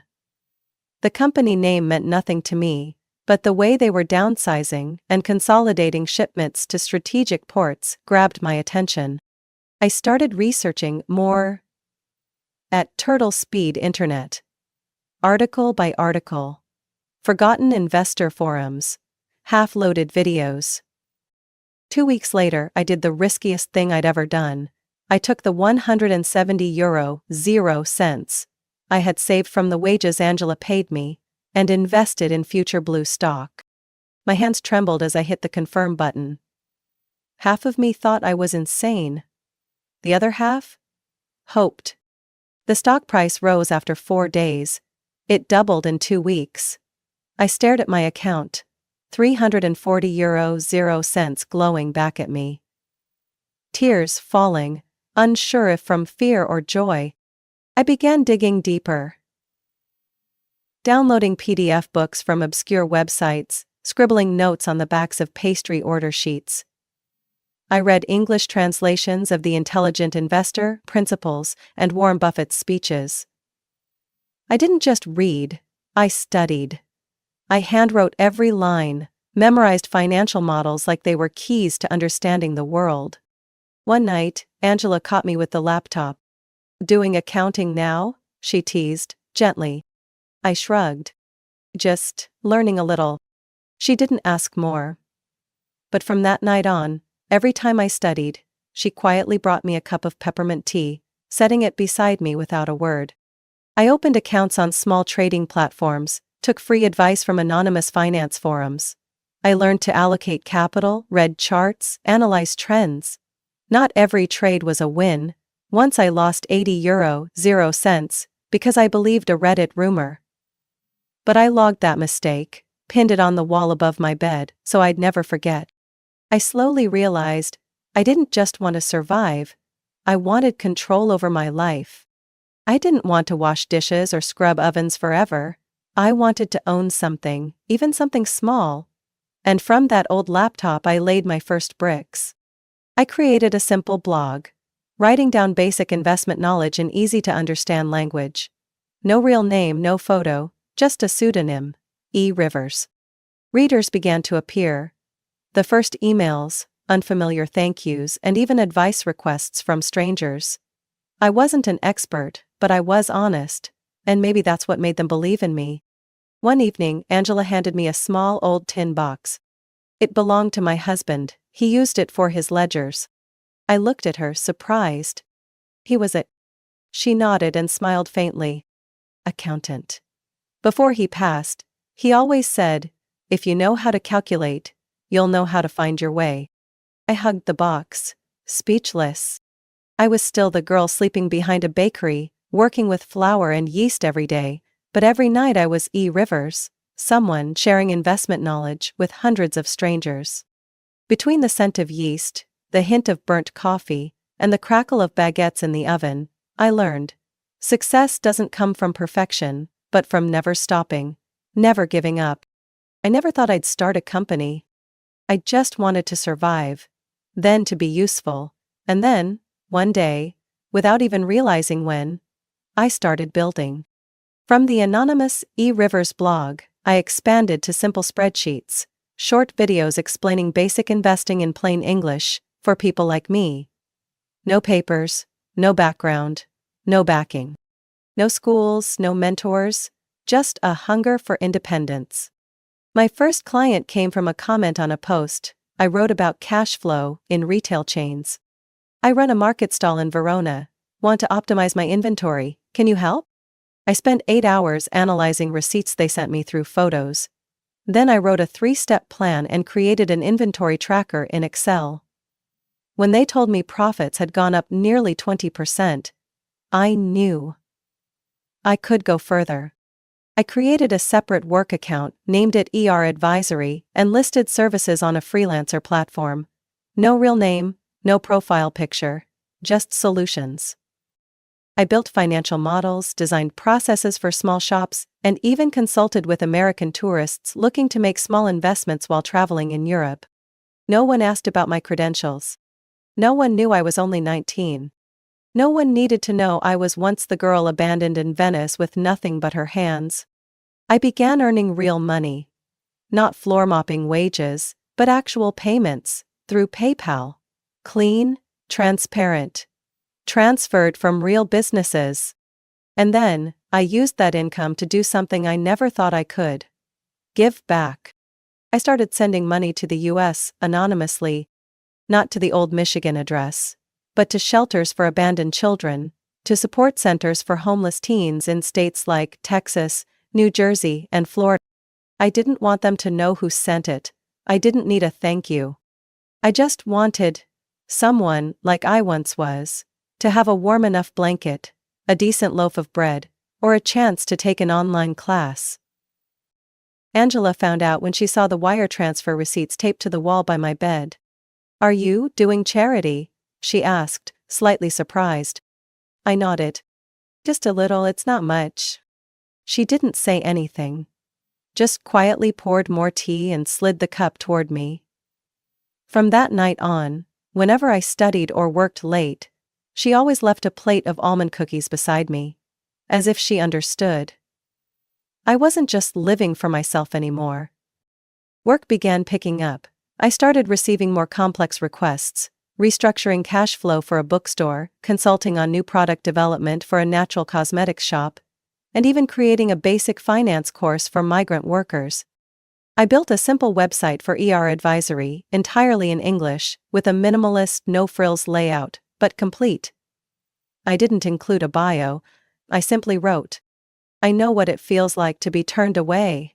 But that doesn't mean you can't succeed."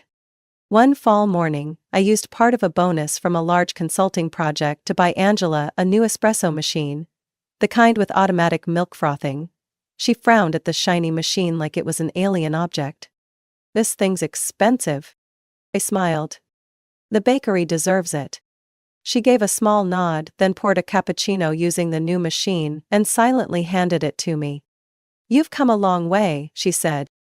I gripped the cup tightly, feeling like her flour-dusted fingers had just touched my heart. I still lived in the tiny storage room behind the bakery, still woke up at 4:30 to knead dough.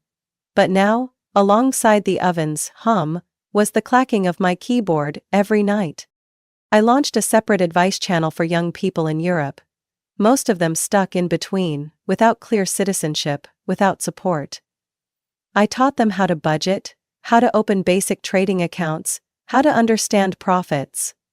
All in the language of someone who'd once been at the very bottom, just like them. One night, I received an email from a nonprofit organization in New York. "We'd like to invite you as a guest speaker at our Youth Financial Independence Summit." I nearly dropped the mouse, my heart raced out of control. I didn't respond right away. I just stared at the last line of the message. "We don't know who you are, but you're changing the game." I had never thought of myself as someone who could change the game. I was just a girl who'd once been left behind in silence. But maybe it was that very silence that taught me how to listen. And because of that, I could hear those who'd never been heard.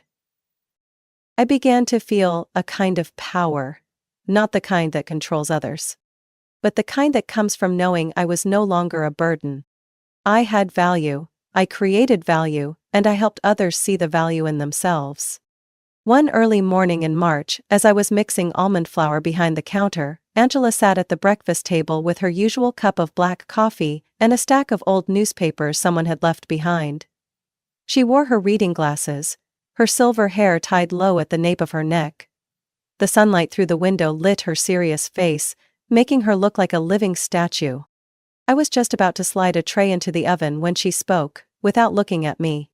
"Do you know the address 4286, Willow Creek Drive in Florida?" I froze.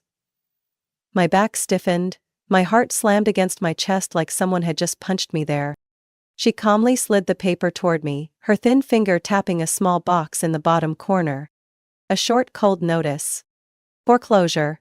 River State Bank announces auction of the property at 4286 Willow Creek Drive, Tallahassee, Florida, due to missed mortgage payments. I didn't need to read more. Just 3 words. Willow Creek Drive. That was the house my parents bought after abandoning me. The house they once bragged about online as the start of our new life, the place they built their lie around. Our daughter is studying abroad at a boarding school.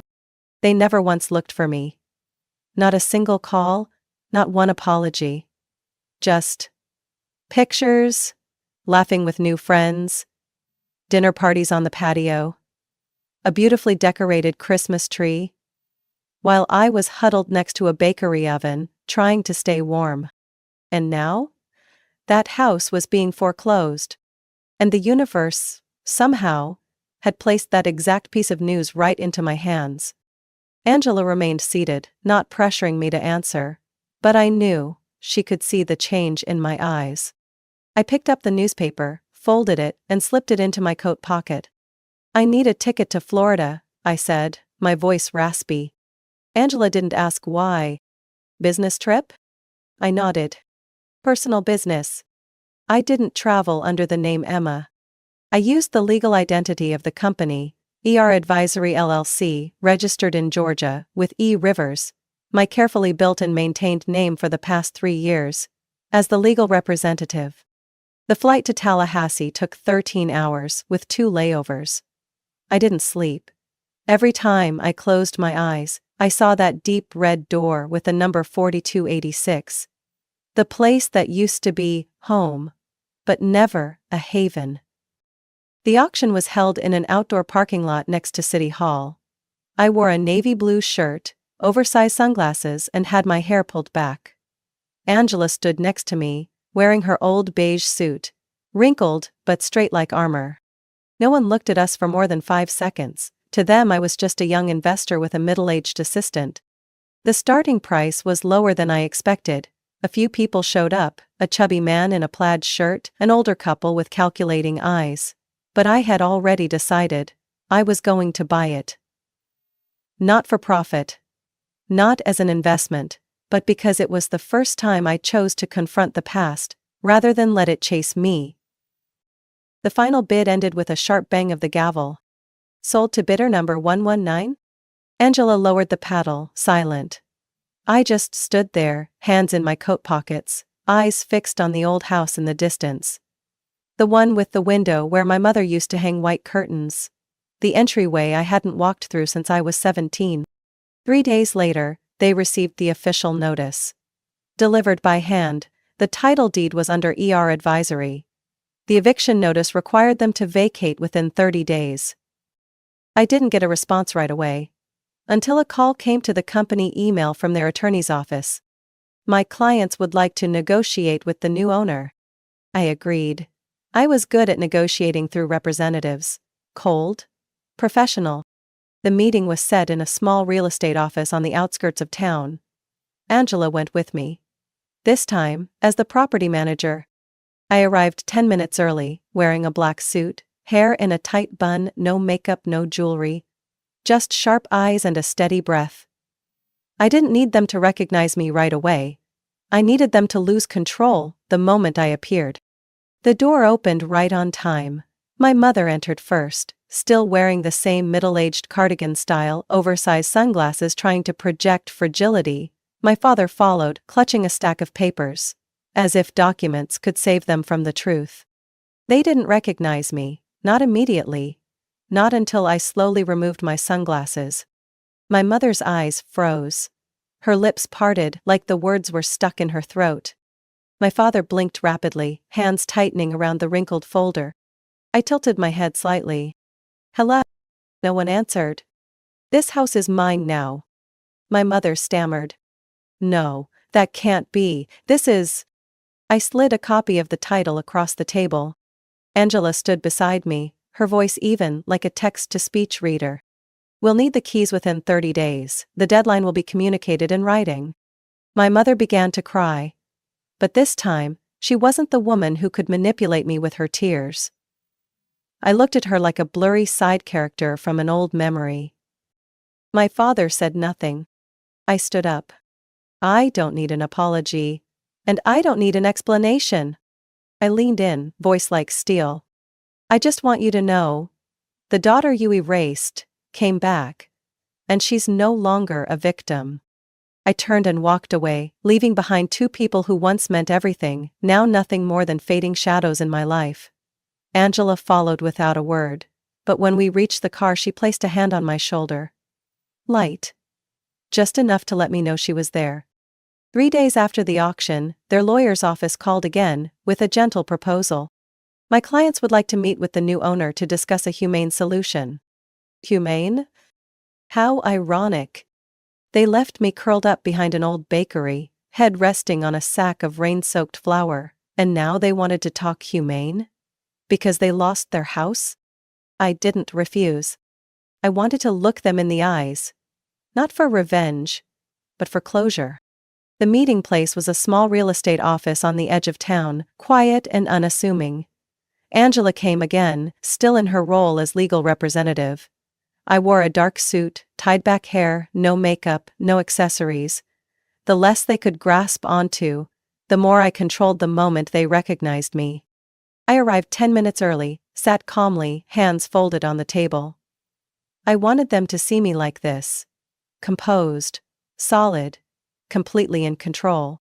The door opened right on time. My mother entered first, still with her light-dyed hair, large sunglasses covering most of her face, a cream cardigan dress like every old photo I remembered. My father came in behind, walking slowly, clutching a worn-out folder. Like paperwork could rewrite reality. They sat down, still not realizing who I was, not right away. I removed my sunglasses. Each movement slow, like peeling away the last layer between me and them. My mother stared straight at me, and froze. Her eyes drained the color from her face in an instant. "Emma," she whispered. My father blinked rapidly, as if his mind couldn't keep up. His lips moved but no words came out. I sat still. No smile, no sympathy. "Long time no see." No one answered. I leaned back in my chair, fingers interlocked on the table. "You invited me here. I'm sitting here now. If you have something to say, say it." My mother started, her voice shaky but trying to sound gentle. "We just wanted to explain. Back then, we were exhausted, Emma. We were under so much stress. You wouldn't listen, you got into fights at school, you dropped out. We thought if we disappeared, you'd hate us less than if we forced you out." I laughed, a short, sharp sound like a knife slicing through fabric. "You call that a solution? Leaving me in a foreign country with no money, no papers, not even a goodbye?" She lowered her head, hands clenched together. "We thought you'd come back. You're smart. You're strong." I tilted my head. "I didn't come back. I was erased from every emergency contact, insurance, return flight, school email. Everything." I placed both hands on the table. "That wasn't an accident, that was a plan." My father finally spoke, his voice hoarse and broken. "Your mother thought it was for the best." "I didn't ask what my mother thought," I cut in, my voice cold as steel. He looked at me, eyes dimming. I didn't stop it, I was wrong." His gaze dropped, as if those words weighed like a stone around his neck. I stood up, slowly walking to the edge of the table. I laid the copy of the property deed on the surface and pushed it toward them. "I don't need your explanations, I don't need apologies. I just want you to understand one thing." I leaned in, eyes locked on theirs. I survived. I stood back up. On my own. And now, I'm the one who signed the foreclosure papers on the house you're living in. My mother began to cry, but this time, it wasn't the familiar sobs of a grieving mother. It was fragmented sniffling. An act that could no longer hide the truth.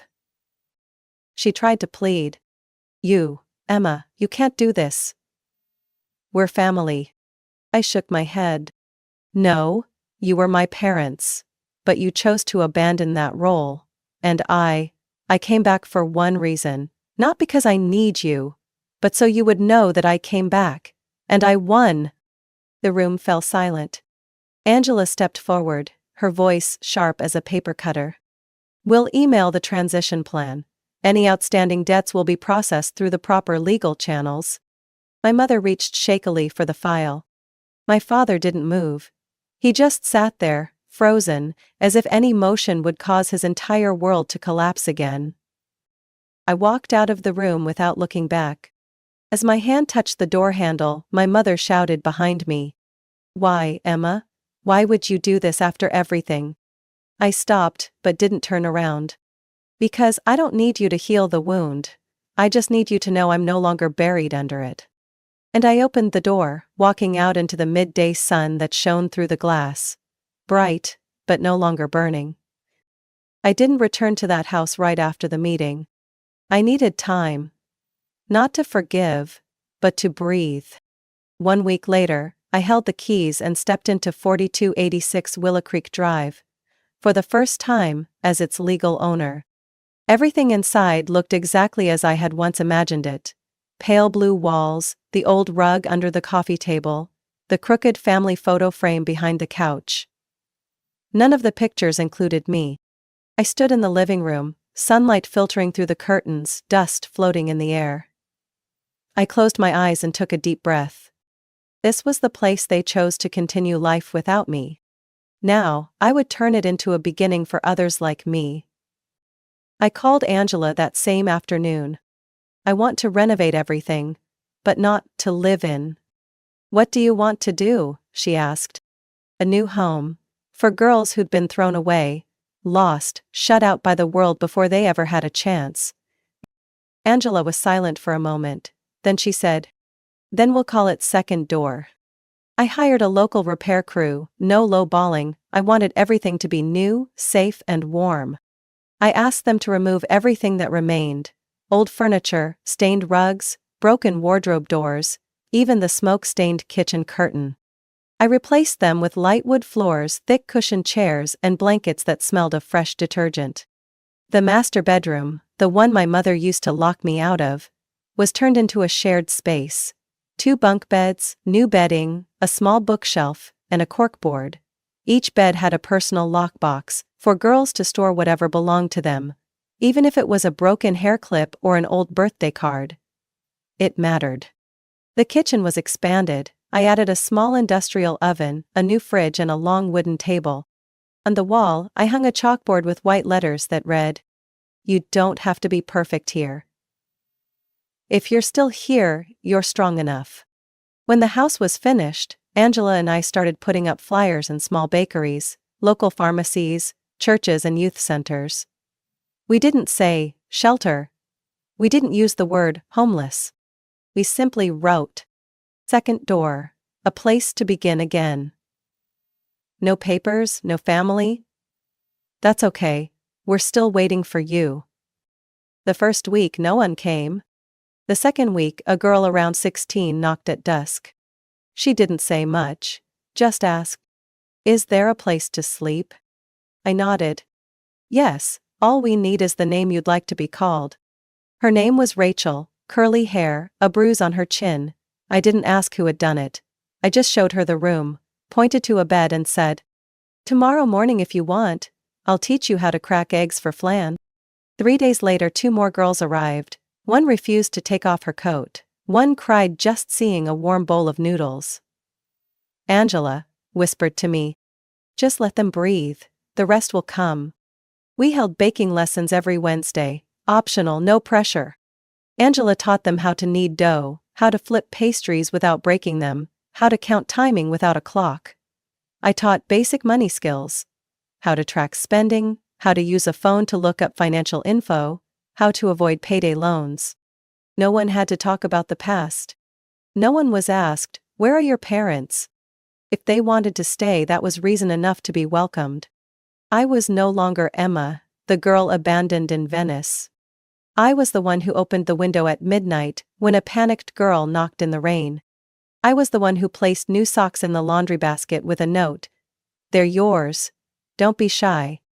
I was the one standing in a brightly lit kitchen, wiping sweat from my forehead and smiling at the sound of laughter from the living room.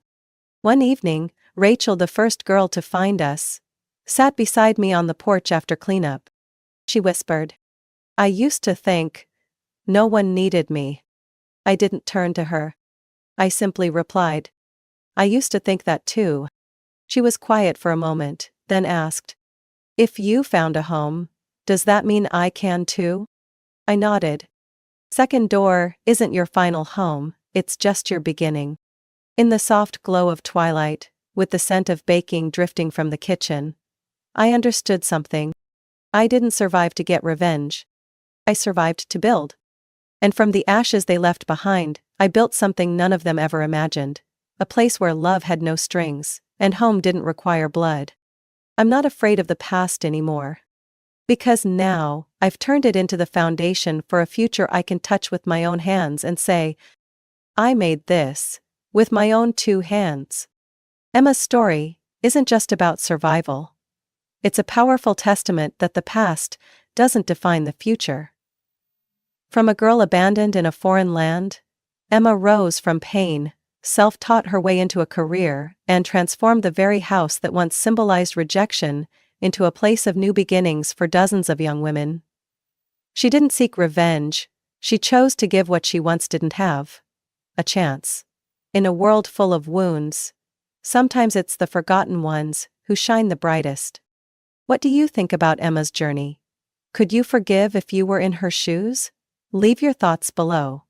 And don't forget to follow the channel for more moving stories about family and resilience.